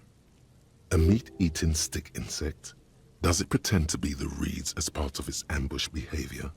This seems unlikely. A carnivorous stick insect? Seems unlikely. Thank you for your opinion. We have also included plant material in the traps to satiate your skepticism. Aren't the locusts just going to eat them, though? Not a big fan of skepticism, this one. What are you going to do if the traps don't work? They'll work, I assure you. The predatory hypothesis, using locusts as bait, accounts for the failure of previous efforts by other teams, which use plants. We have given this some thought. I wasn't trying to imply you weren't, just asking questions, you know, mate. The traps do seem to be deftly and thoughtfully constructed. It's clear the cryptozoologist's wife knows what she's doing. Let me ask you about something else then, Morel. Yes. What? Lena seems pretty eager for you to return. And I'm eager to return to her, I assure you. But I can't leave before we finish with these traps. My wife understands that just as well as anyone. He looks south, where Lena would be. Come on, Morel. We've been soaking out here for days. It's time to go back. And leave the traps? Absolutely not. I won't let Lena down. I knew this was about Lena. Aussies, as far as I'm aware, as an Australian, I think we do pronounce Lena as Lena. We don't go Lena. I don't know, maybe we don't, maybe I'm just wrong. Come on, she wants us back. I'm soaked up to my nuts over here. We'll both catch reed crabs if we don't dry out soon. What are you guys doing to the reeds that you'd catch crabs? What? Let Lena down? Sounds like the cryptozoologist's wife shares a special connection to the phasmid somehow. Morel, I didn't know the phasmid was so important to Lena. Of course it's important to her. She's seen it. A verified sighting On record. One of only 4 this century, and it's hers. I knew there was more to this. She's seen it? Really? She sighted the phasmid. She didn't tell me that. Yes. That's how we first came to know one another, in fact. But that's her story to tell, not mine. I've just noticed the tree next to Kim Kitsuragi. Is it just me or is it moving really oddly? Feels like it's like tentacles. Freaky. Okay. Needless to say, you must ask her about the mysterious phasmid. Done. Suffice to say, it's long been our dream to find proof of the Insulindian phasmid together. I can't abandon course now. Another cough into his fists this time. Maybe it could come back to the whirling warm up and come back to check the traps later. No. The traps need to be monitored on a regular schedule. What would we do if the phasmid were to starve while we were sipping tea at the hostel? He's dead set on this. I could go for some trap setting. Thank you, interfacing. What if we check the traps for you, Morel? I didn't expect you to take such an interest in our work here, officer. Cryptozoology and detective work are very similar. Yes, indeed. Both require a great deal of research, attention to detail, and, above all, persistence. Where are these traps, Morel? There are 4 in total. One is to the south, on this little peninsula, by the boathouses there. It's very near. Another we set in Land's End, to the northeast. It's behind a small sand dune there, on your way to the old radio tower, after the church. Oh, I think I actually saw that. If that's the traps just underneath Morel there, I think I've seen them. The third is set near the canal, where you crossed, by a concrete slab. A big thicket of reeds going up the slope, and among them... That's almost a Kiwi accent the way you said thicket. A big thicket. You should check at least one of those before returning to this one, since I just said it. This one's more of a technicality, but still, better safe and stupid than sorry. Is that the full saying? I always thought it was better safe than sorry, but... That seemed like a lot. Do we really have time for this extracurricular venture? Kim, the pursuit of knowledge is its own justification. Is it? He doesn't look too convinced, but the small shrug indicates, why not? If you think it's important, you have been right before. That's true. What do I do if there's a phasmid in one of the traps, Morel? Bring it to me at once. Just make sure the trap is closed tight. He's not comfortable with the possibility that you'll claim the find, but he's lying about this even to himself. What if I encountered a phasmid in the wild? That's highly unlikely, officer. But in the event you do, I'll spray you with a pheromone mixture I developed. It's made of musk and research chemicals. The pheromone should attract the insect to you, or at least prevent it from bolting at the sight of you. It's quite potent. Will last you about a week. We've got the options lay it on me thick, or I don't want this, thank you very much. If we're going to do it, we should really commit. Lay it on me thick. Present your armpit. He douses you with the odd-smelling spray, a double helping as you present your other armpit, and then gives you a satisfied nod. I hope you're not buying this. He dispenses it without letting you touch the canister, so it would be precious like holy water. It is precious. A single dose cost me 50 real to develop. Not that I expect you to understand self-financing one's own research. He looks at the lieutenant with disdain, then puts the spray back in his pocket.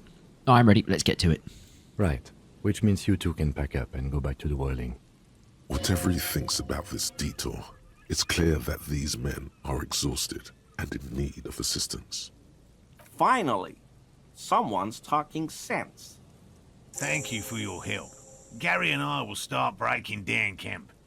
If you have any more questions, now's the time to ask. We'll be gone once you get to it. If it's more cryptid-related business you want to discuss, You'll have time for that later, too. Good, okay. But what if the information is vital? On the hunt. What about his eager-to-leave friend Gary there? Talk to him too, perhaps. Yeah, good call, reaction speed. How did you become a cryptozoologist, Morel? I've just always liked animals and puzzles. Searching for cryptids is a bit of both. Man, that's a really good justification. I also like animals and puzzles. But I'm also a massive fucking skeptic. He seems reluctant to talk about himself, but he'll open up, if you prod a little. So you're living your childhood dream out here? It's not child's play, just because I have to traipse through the mud every so often. Have you ever discovered a cryptid? No. Very few cryptids are ever discovered, and not for a lack of trying. To stay hidden is a cryptid's primary quality. It's even in the name, cryptid. So, how many cryptids have been found? Of the list of cryptids kept by the Cryptozoological Society of Chemnee, which is 4,082 items long, about 2,000 have been confirmed as hoaxes. Just under half. 2 are categorised as confirmed discoveries. The rest are in differing stages of discovery, refutation, and data collection. That's a shockingly bad comparative statistic there. Only 2 have been proven to be real. That's like 0.01%. 0.005% actually. Yes, the Chateauquan forest pygmy, who turned out to be an extinct species of primate, and a cave salamander from Yugograd, who is, honestly, quite unremarkable. It's in a zoo somewhere. We cryptozoologists are brutally honest with ourselves, more so even than the public. With cryptids, most cryptids are hoaxes or they are never found. That does not mean we should stop searching. I'm going to nod approvingly. There's no sense pissing him off. Then the Indian Phasmin will be deterred. Indeed. If our expedition is successful, every paper in the world will report on it. From Revachol to Dushantu. It will be a zoological miracle. He has clearly done his math on this. There is no surprising him or swaying his opinion. Why not be a zoologist, Morel? Real animals are puzzling too. Real? Oh, I know whoops. you think one is a respectable profession, while the other is superstition. Everyone does. No, I don't. It's a profession, just like any other. Indeed. My methods do not differ from other scientists. I simply draw upon a wider variety of evidence. And I have more hope that something truly surprising might happen. Has anything truly surprising ever happened to you? No, as I said, I have yet to catch a cryptid.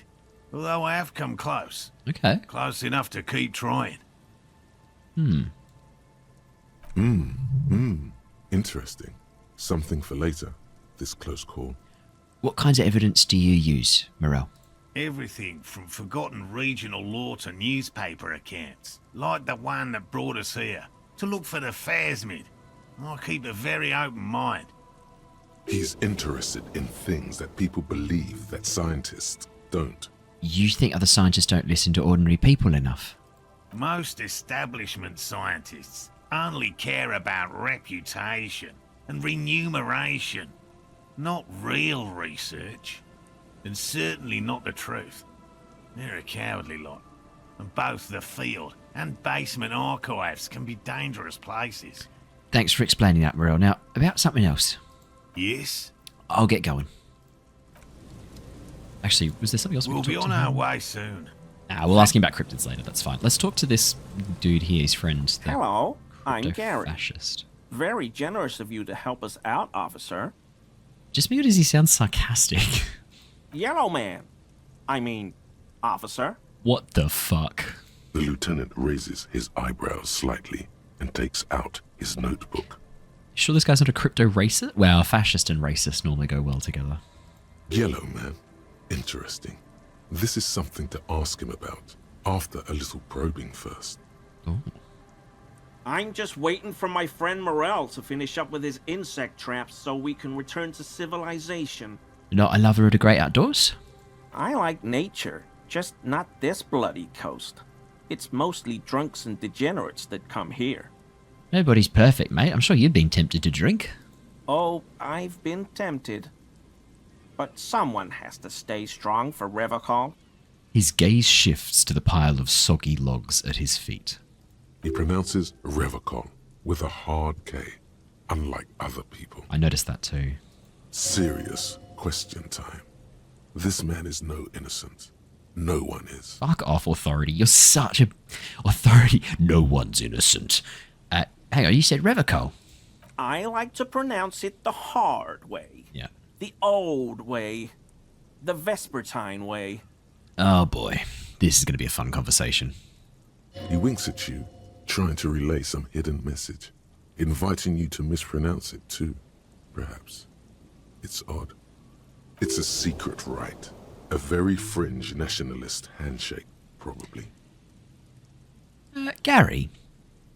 Oh, it's his house we broke into.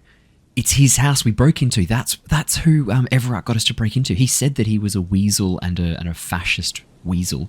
It's Gary the crypto-fascist. Do you know anything about the man hanging behind a whirling in rags? Because it was literally in your fucking backyard, mate. Oh, so that's what the RCM in Martinez is about. Great. Great to hear someone's finally taking care of that. So you do know something about it? No. Nothing. He was some kind of mercenary. But everyone here knows that. I'm just glad to hear you're looking into it. That's all. He's not feeling very comfy in his clothes, is he? Strange. He didn't kill him or anything, but there's something going on here. Is this your mug? We know it is. My mug? Why would you think that? His eyes widen at the sight of the mug. He's seen it before, all right. I can see you recognize it. It's in your eyes. You look like the kind of guy who might have a collection of mugs like this home in his colonial mug collection. How do you mean? Forgive me, officer, but we've only just met. He is trying to avoid lying to you outright, in case you really have been to his apartment. You're acting kind of suspicious. Did I mention the mug was found at the scene of a lynching? Okay, I admit it. I threw the mug away in the trash container behind the hostel. I know I shouldn't have, and I am very sorry, officer. No.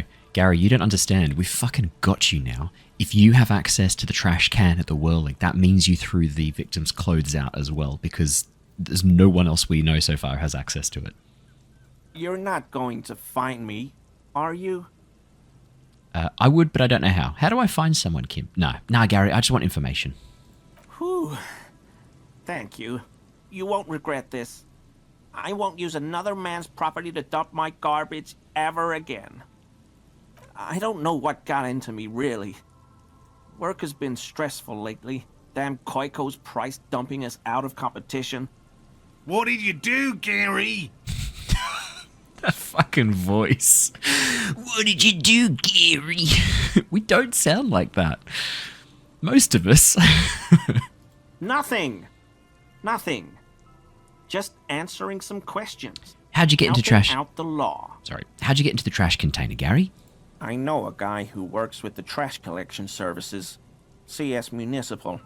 He gave me a master key for the trash containers of Martinez. And why would you need to get into everyone's trash? So I can use the Whirling's trash compactor to store my own stuff. Garbage disposal is expensive as hell. The damn Hemians run it like a mob. Fuck off with your racism, mate. I'm sorry, okay?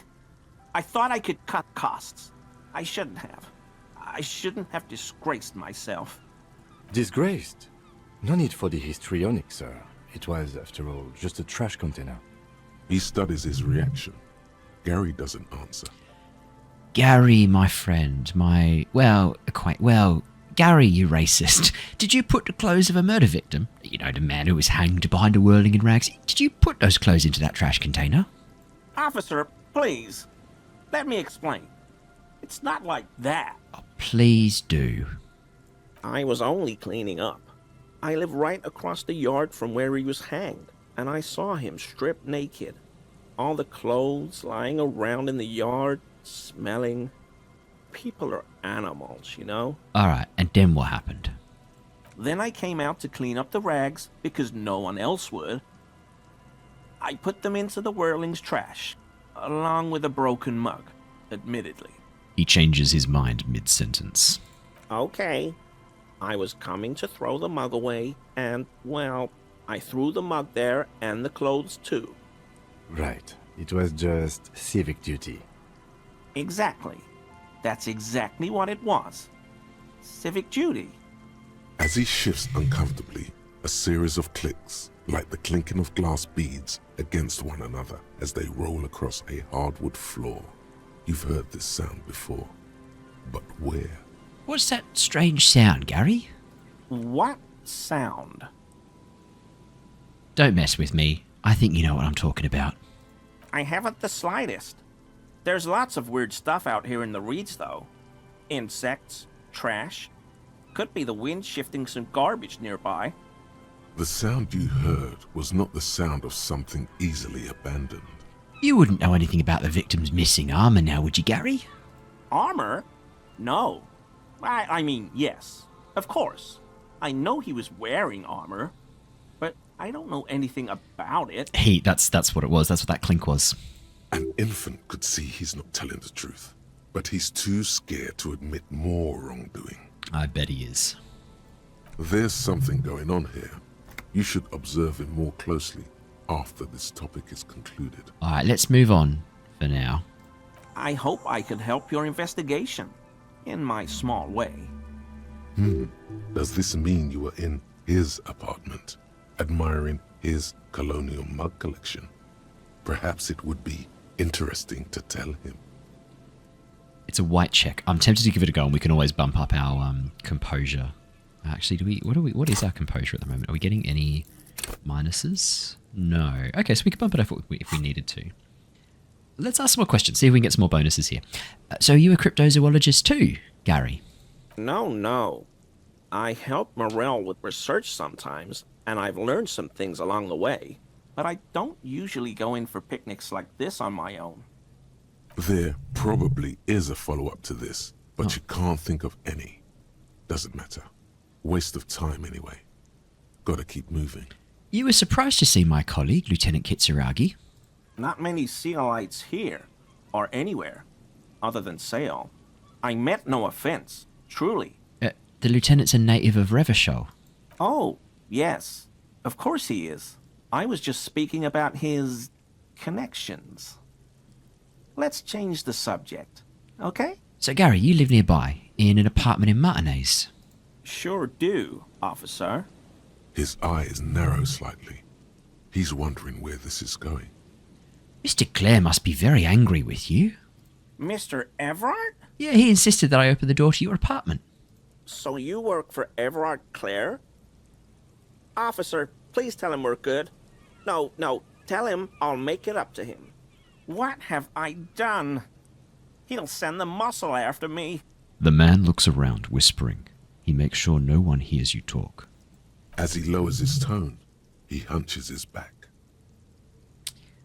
Yeah, I don't know what it was, but he doesn't like you. I was probably talking too loud in the whirling the other night. About some theories. Stupid. Shouldn't have run my mouth loud like that. No. Don't let me stop you. Tell me what those theories were, Gary. I won't do it again. If there's anything I can do to assist you, or the Union, just ask, okay? I'll try to help if I can. The weather vane has turned. He cannot be unturned. He clearly liked his squirming.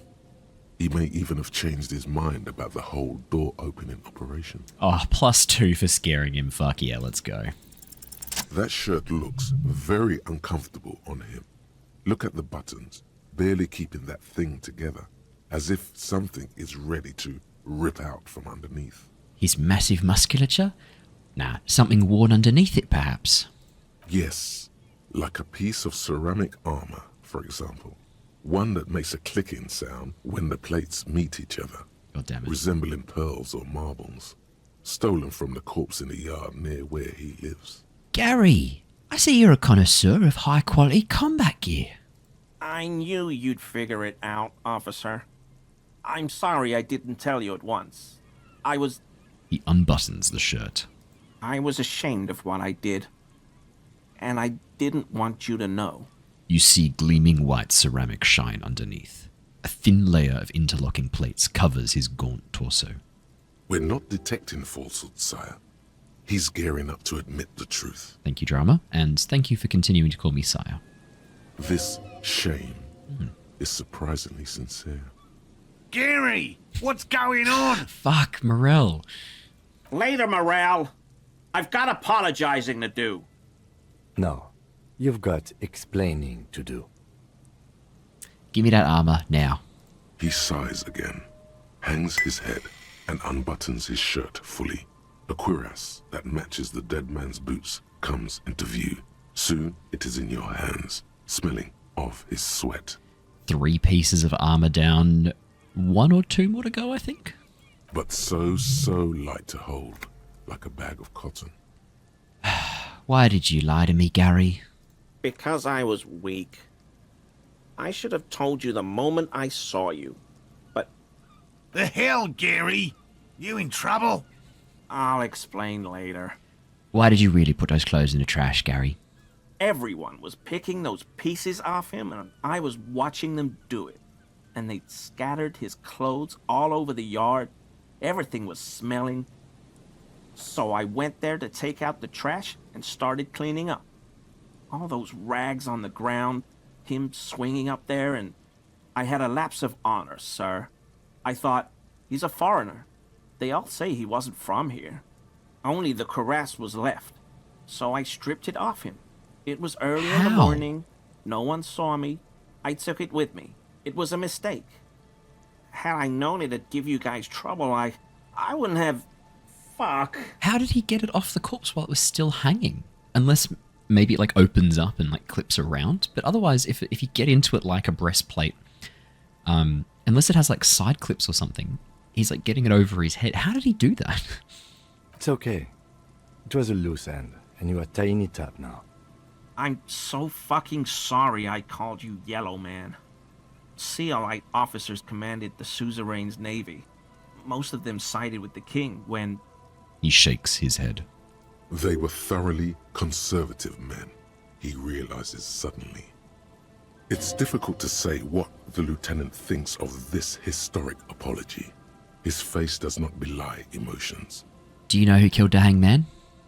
I always thought it was the Union, but I sure as hell won't go around saying that anymore. You have my word. I don't know, and I won't be running my mouth on this subject anymore. Good call. This is all he knows. We done here, Gary? Yes, absolutely. I will never do anything like this again. I won't mess with Mr. Clare either. You have my word. Thank you for your cooperation. Oh, let's have a look at the armor. Oh, +1 pain threshold, +1 volition, -1 empathy. But it's a fair bit better than our shirt. Whoa, look at this. Yeah, baby. We got some nice armor. Thicker skin, borrowed confidence, mania of invulnerability. So, what is our empathy currently at? Do we need to bump it? Down to 4. And suggestions down to 4. I'm tempted to bump these bad boys up to 5. Reaction speed, I could bump up to 5 as well. I'm just thinking, like, all these ones that we're using lots and lots of, if I can bump them up to 5, that would be ideal.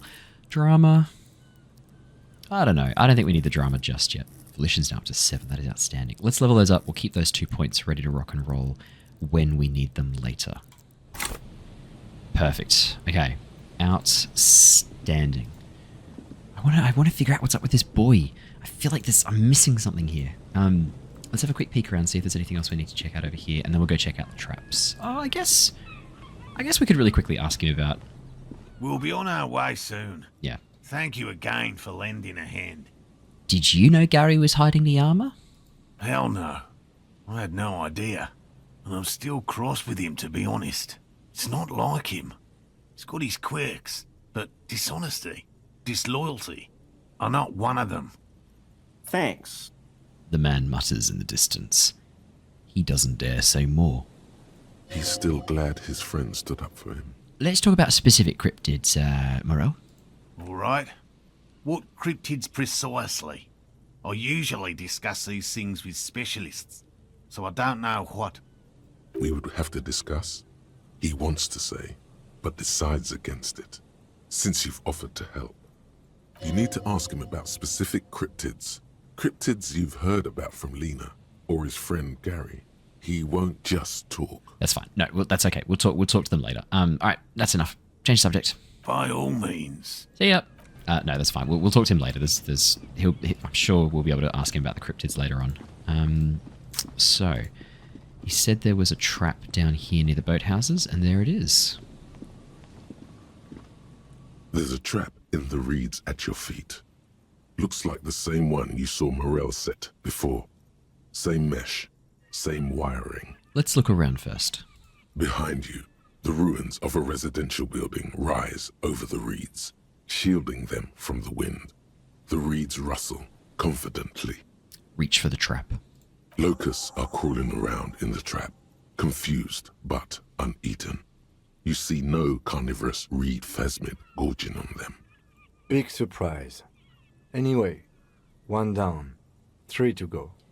No need to grin. I'm not expecting to find anything. I'm just helping some citizens and getting some fresh air. I meant no offense, just... The lieutenant doesn't know how to finish the sentence. He looks at you, putting the trap back on the ground.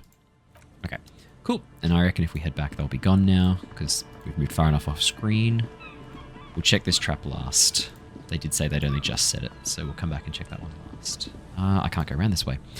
So, where did we say the other traps were? He said there was one by the canal, one by the church, and then one back here. So let's do the canal first. Actually, we're right outside the church. Let's do the church first. Oh, actually, sorry, I know where the trap is. This is the one I actually know where it is. It's behind the church. We will come back and deal with the church and the crab man in the church. It's just not as time sensitive as some of the other things we're currently investigating, I reckon. I say as I spend all my time investigating every single side mystery that pops up. I feel like I saw it over here. Yeah, there it is, there it is. A familiar apparatus lies among the reeds, another one of Morel's traps, weighed down by stones to keep it in place. Look around. The reeds sway in the coastal breeze. They seem to be waiting for something. The wind picks up here, near the cape's end, surrounding the narrow strip of land from 3 cardinal directions. It's cold for this time of year. Let's reach for the trap. This trap is also full of panicked locusts. No sign of any cryptozoological beast inside. Another empty trap. How are you enjoying your cardio, Lieutenant? I'm quite enjoying it myself. Always up for a good jog. Otherwise, would I still be on this case with you? It's true, we do run around everywhere. I wonder if there's like an achievement for never running. Probably is, actually. Who's got time for that, though? So let's head back to the water lock, which is down this way. Actually, I wonder if we can fast travel. Probably, yeah, if we travel to the Fisherman's Shacks, probably a bit quicker. Go. And is it down this way? He said it was in the reeds just underneath the water lock. That's over this way, isn't it? Oh, the poor smashed car. It's hard to look at. Yeah, there it is. I thought I'd seen this one too. This trap's not too hard to spot, once you know what to look for. Keeping it hidden has not been a priority for the cryptozoologist. Let's look around. The reeds bend forlornly toward the sand. You see slabs of concrete north. In the east, the city center hums to you. The constant, distant song, louder on this part of the coast, nearer somehow. And there's that cold again. Always the cold. We should try and bump up shivers. At the moment, it's a 9. If we get it up to a 10... we'll start passing the medium checks, which I realize now 4 must be the medium, 6 must be the hard. So bumping all these up to 5 was a mistake. I should have just focused on bumping a couple of them up when I needed to. Okay, never mind. Reach for the trap. Nothing but locusts in this trap as well. Definitely no cryptozoological monstrosity. Dang. Empty as all of them. One more of these and we're done. You getting tired? No, I'm fine. I didn't mean to complain, it's just... He's short-winded. The sentence ends there. Alright, well, good news is it's a nice quick jog to the last one. I think it's just up this way, right? Oh yeah, we can just come around this way. Perfect. Oh, there's people here, look. Oh, we have to come around, okay. There's people here. Oh, I completely walked past these people before and didn't see them.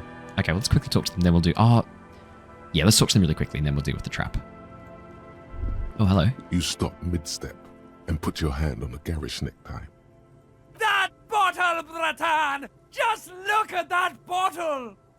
I don't care about any bottle, I just want to look at it. You should care! I'm getting a very special vibe from that bottle. Please go talk to him. I need to look at it closer. Okay, which bottle was that? Which bottle? I don't see any bottles. Maybe the one he's holding. Hey, tequila! A 30-something man clad in a 2-piece lycra TM tracksuit puts down his pilsner and extends his hand in greeting. Good to see you. How's business? How's the whole reality situation treating you? I'm gonna shake his hand. So what's happening? Wait, tequila? Yeah, tequila sunset. How are the, high-concept, reality-based adventures proceeding? Hang on, these people know me. He says it like it's obviously your name. Like you call someone Billy Brunel or leader of the 4th Street Gang. Good. These people know your true name. Looks like it has preceded you, Mr. Sunset. More on that later. What? I like this guy. You should too. He respects you by calling you your true name. I have re-entered reality to conquer it, to bend it to my will. I am the law. That's the spirit. I used to shape reality into my image a long time ago. Those days are over now. He looks at his shit-stained Lycra TM jacket with a grim expression. Sorry, can we just appreciate this guy's name is Idiot Doom Spiral? Sadly, things aren't going that well in Idiot Doom Spiral land. Haven't found those keys yet, haven't won that great piece of ass back. No word from my business buddies. He takes a sip from his beer. This guy's your buddy. You feel it immediately.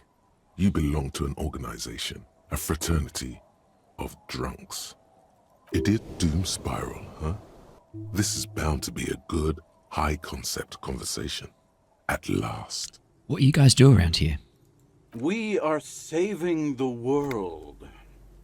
Please don't go. Begs the man in the Don't pipe. go. Sorry.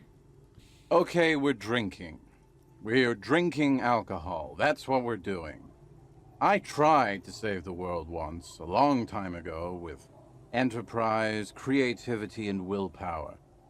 But that didn't work out. Okay. So now, it's a pirate's life for me. What is a tequila sunset? You keep saying it. It's you. Your tequila sunset. How do you know this? We've met before. Don't you remember? No, you sure don't. No. Aha. Do you want to know how Tequila Sunset came to be? I don't know. Every time I find out what I did when I was drunk before I lost my memory, I've regretted knowing. Tequila Sunset. Something ominous there. For some reason, the name tequila fills me with foreboding. Maybe I shouldn't learn what it means. You think you feel bad now. Wait till you've heard the story. No. You need the wisdom. Wait, Inland Empire said don't do it, and now he's saying do it. Alright, go ahead. Let me take a sip to moisten up my cords. Tequila Sunset rolled into Martinez last Friday, and by Tequila Sunset, I mean you. The man, the myth. Wait, did we meet on Friday? Hey, let's not jump ahead of ourselves. This is your story. Stop interrupting. Okay. You got here on Friday to solve a case, hoping to be the early bird who gets the worm. And by the worm, I mean the buzz. Because as far as I know, all you did was get piss drunk. Word on the street is you went around the local hostel telling people that you're a police officer, and that it would be really fucked up if you shot yourself in the head right in front of them. That's pretty high concept, if you ask me. It is.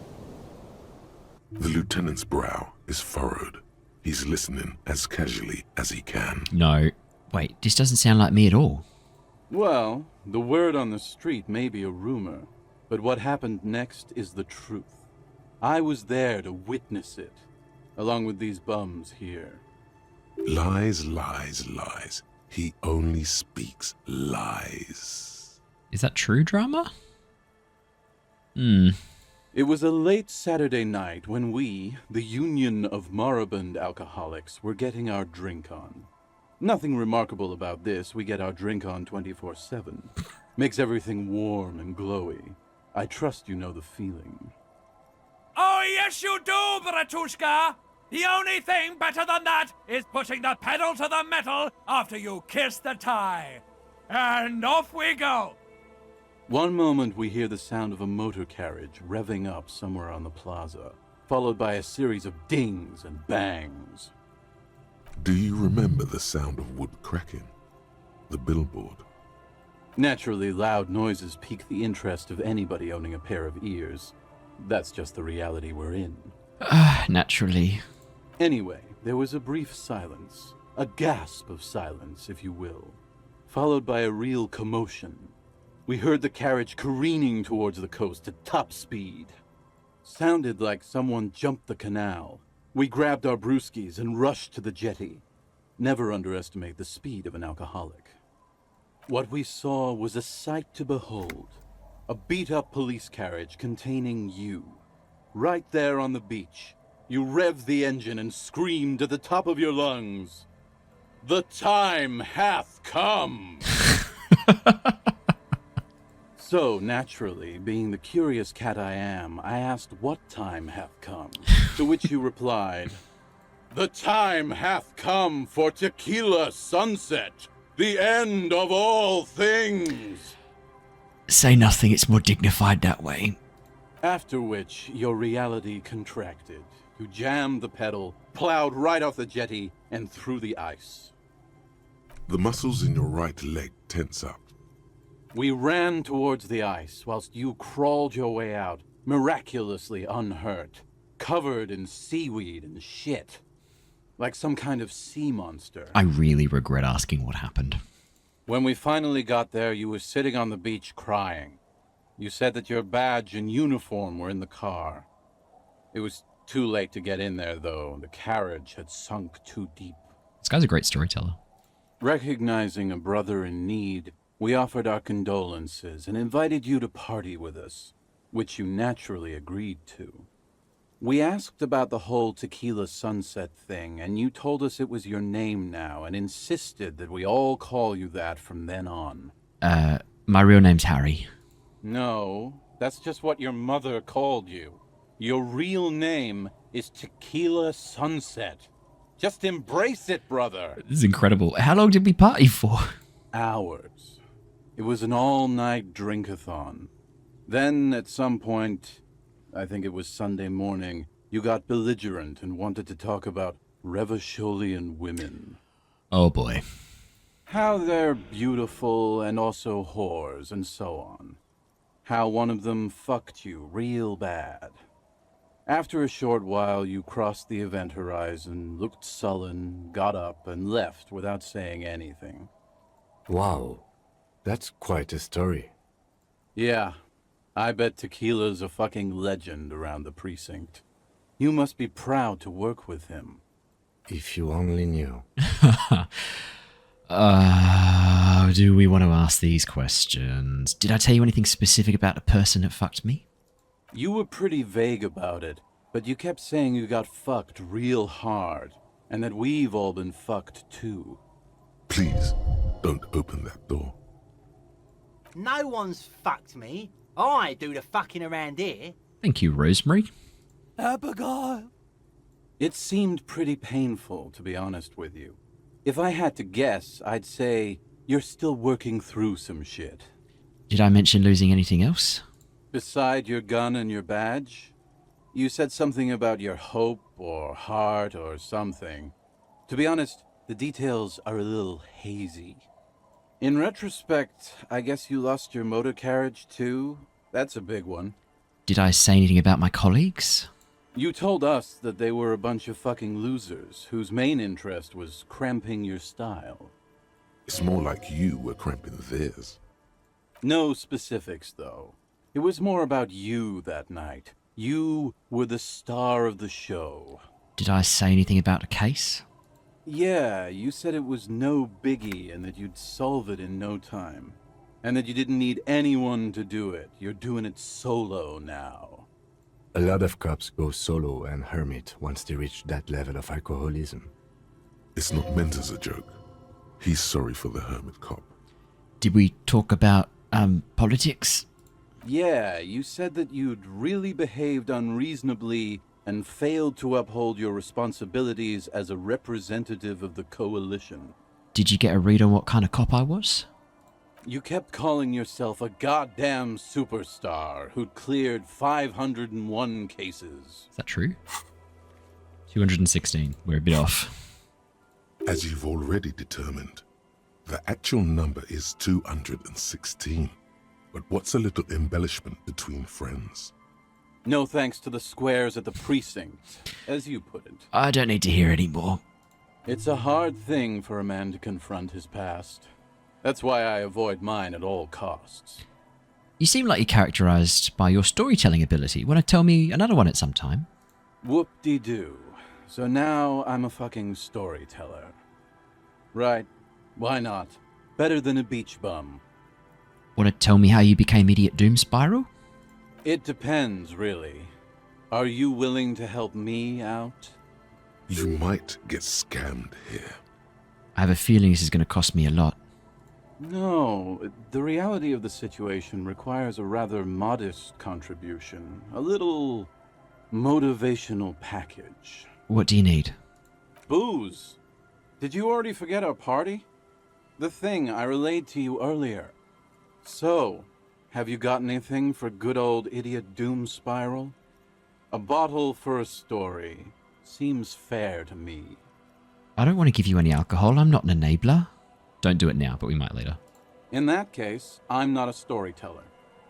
He crosses his legs and turns his gaze toward the ground. All right, fair enough. You too, Tequila Sunset. Let's talk to this guy. I want to know what the bottle is. Good to see you, friend. Do I have deals set up for you, buddy boy? What are you talking about? So what do you want? I got smokes. They're cheap. Very cheap. I got Pilsner. Great deal. You won't get a better deal on that piss. Spirits I can let go for 300 real. I also have speed. And by speed, I mean amphetamine. See? There it is, Bratushka! The spirit! Let's buy the spirit! 300 real is a lot, but this has to be done! I don't have 300 real horrific necktie. I'm not buying anything for 300 real. It's our end game! It's our end game. This is the mystery and the truth, and I need to buy that spirit. Exactly! This is no ordinary drink! It's what our relationship has been building towards all these years! This is the climax, the mystery, the virginal sigh! That drink is special! Okay.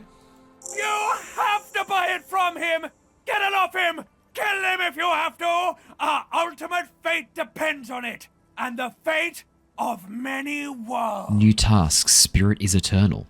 The lieutenant looks at you, looking at the bottle of spirits, then at Rosemary, suspiciously. He knows something is going on. In your head. Why does a bottle of spirits cost 300 real? See, friend, it's real valuable. Worth every real, if you catch my drift. Got it from a bit of a business venture. Nod, I'll let him speak. You know, it's funny, actually. He bursts out laughing, then takes 3 gulps of his Pilsner and stares at you intently. He's finding it difficult to focus his watery gaze. What is? What? What do you mean, what? What did you think was funny earlier? This guy. He says, and shakes his index finger at you. Conversation might bring a discount, no? Where'd you get a bottle of spirits from? Oh, this is medicinal spirits. Oh. The good stuff. Got it from the doctor's office. Oh my god, so you might not even be able to drink this if it's a surface disinfectant.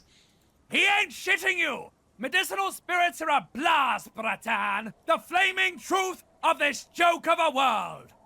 I got one of those scientific ampoules a few months ago. Torpedo, they call it. It's supposed to keep a man from taking a drink. He spits a nasty yellow clot on the ground before you. Didn't stop me for shit, that's for sure. 5 lemons with half a pack of butter and you're good to go. It's a good tip, I should remember it. It really isn't. In a week, the goddamn kidneys started giving me all kinds of help. Finally, the missus took me to a private doctor's office. Not a charity, the real thing. Those arseholes charged me 4 real to remove the damn thing. But I came out on top after all. Okay, how? The idiots left me alone in there. Now, I used to teach high school biology. I know what doctors use to preserve dead thingy. He's drunk formaldehyde. He gets an excited gleam in his eyes. Swipe 3 cans of this blue medicinal stuff from the back room. Threw the snakes out and voila. What's left is this beautiful blue stuff. 98.7% almost pure alcohol. Or formaldehyde. 2 I already sold to these fine gentlemen here. But this last one is yours for 3 real, if you want it. 3 real. Don't say it. Don't say it. I think it will prove useful, yes. 3 real and it's yours, friend. The deal of a lifetime. Well done. You got it. That's a much more reasonable price right there. Makes sense now. It's like 3 real, sure. Just make sure to enjoy that one, friend. Bratan, I am so proud! Now, whatever you do, don't drink it! This deserves so much more than just regular oral consumption! What? Just wait for my sign. Keep it with you. Keep it warm. Keep it safe. Soon we will enter the other world. Where is the necktie going to make me put this? Soon. The time will come soon. Have patience, brave one. Okay, let's get out of In here. the civilized world, it's a custom to tip the shopkeep, friend. But come back anyway. He waves you off. Okay, let's... Lot to unpack there. I'm really scared about what the Thai wants me to do with this medicinal spirit. What is it? Is it an item I can hold? No. Price 6 real. Interesting. Okay. It definitely glows in the dark. Good to know. Now, the cryptozoologists were over this way, weren't they? Yeah, up under here, that's right. Cool. Well, let's go check the last trap for them. And then I think that'll be a good place to wrap up once we've checked this final trap. That's looking like it's even a little bit over what we normally do. This is the last of the traps. The one Morel just set. Checking it over, he said, is just a technicality. I'll look around. The reeds by the abandoned campsite hiss and shake. It's good the cryptozoologists left. This isn't a very cozy place to stay night after night. I agree. The later it gets, the colder. Remnants of the camp can still be seen in the sand. The fire that's gone out. You feel strange, somehow. Reach for the trap. The trap feels light and silent as you pick it up. Something is different here. Look closer. No locust. No phasmid either, but still. It's empty. Morel didn't... No, I'll look closer still. Oh, no, I will... Oh, no, I'll look closer still. Well, the bait worked on something. This doesn't mean it was a reed monster, though. Unless you see one in there, I just see an empty trap. The netting is a little untidy, messier than the others. Like someone or something picked the trap up and shook it before dropping it back down on the ground. Actually, I do get the feeling that someone or something may have messed with the trap. Perhaps our cryptozoologists have competition in the form of an actual entomologist, or someone else is sabotaging them. I could present more theories, but then I would be taking this on as a case, which I'm not. But Kim, what if it was the phasmid? What if it ate them and got out? Right. Anyway, that's for the cryptozoologists to figure out now. We are not cryptozoologists. We are cops. All right. I just want to check. I want to check this one more time. No, there's nothing. Okay, cool. Fair enough. That's a good place to wrap up for today. We will be back to report in to the cryptozoologists and tick off some of our other tasks. We need to check in with the serial number, which we will go and do. Doom's commercial area. We also want to go back and do that, and we'll check in with the cryptozoologists too. So thank you so much for joining me, everybody. Stay safe, stay well, and I will see you all again next time.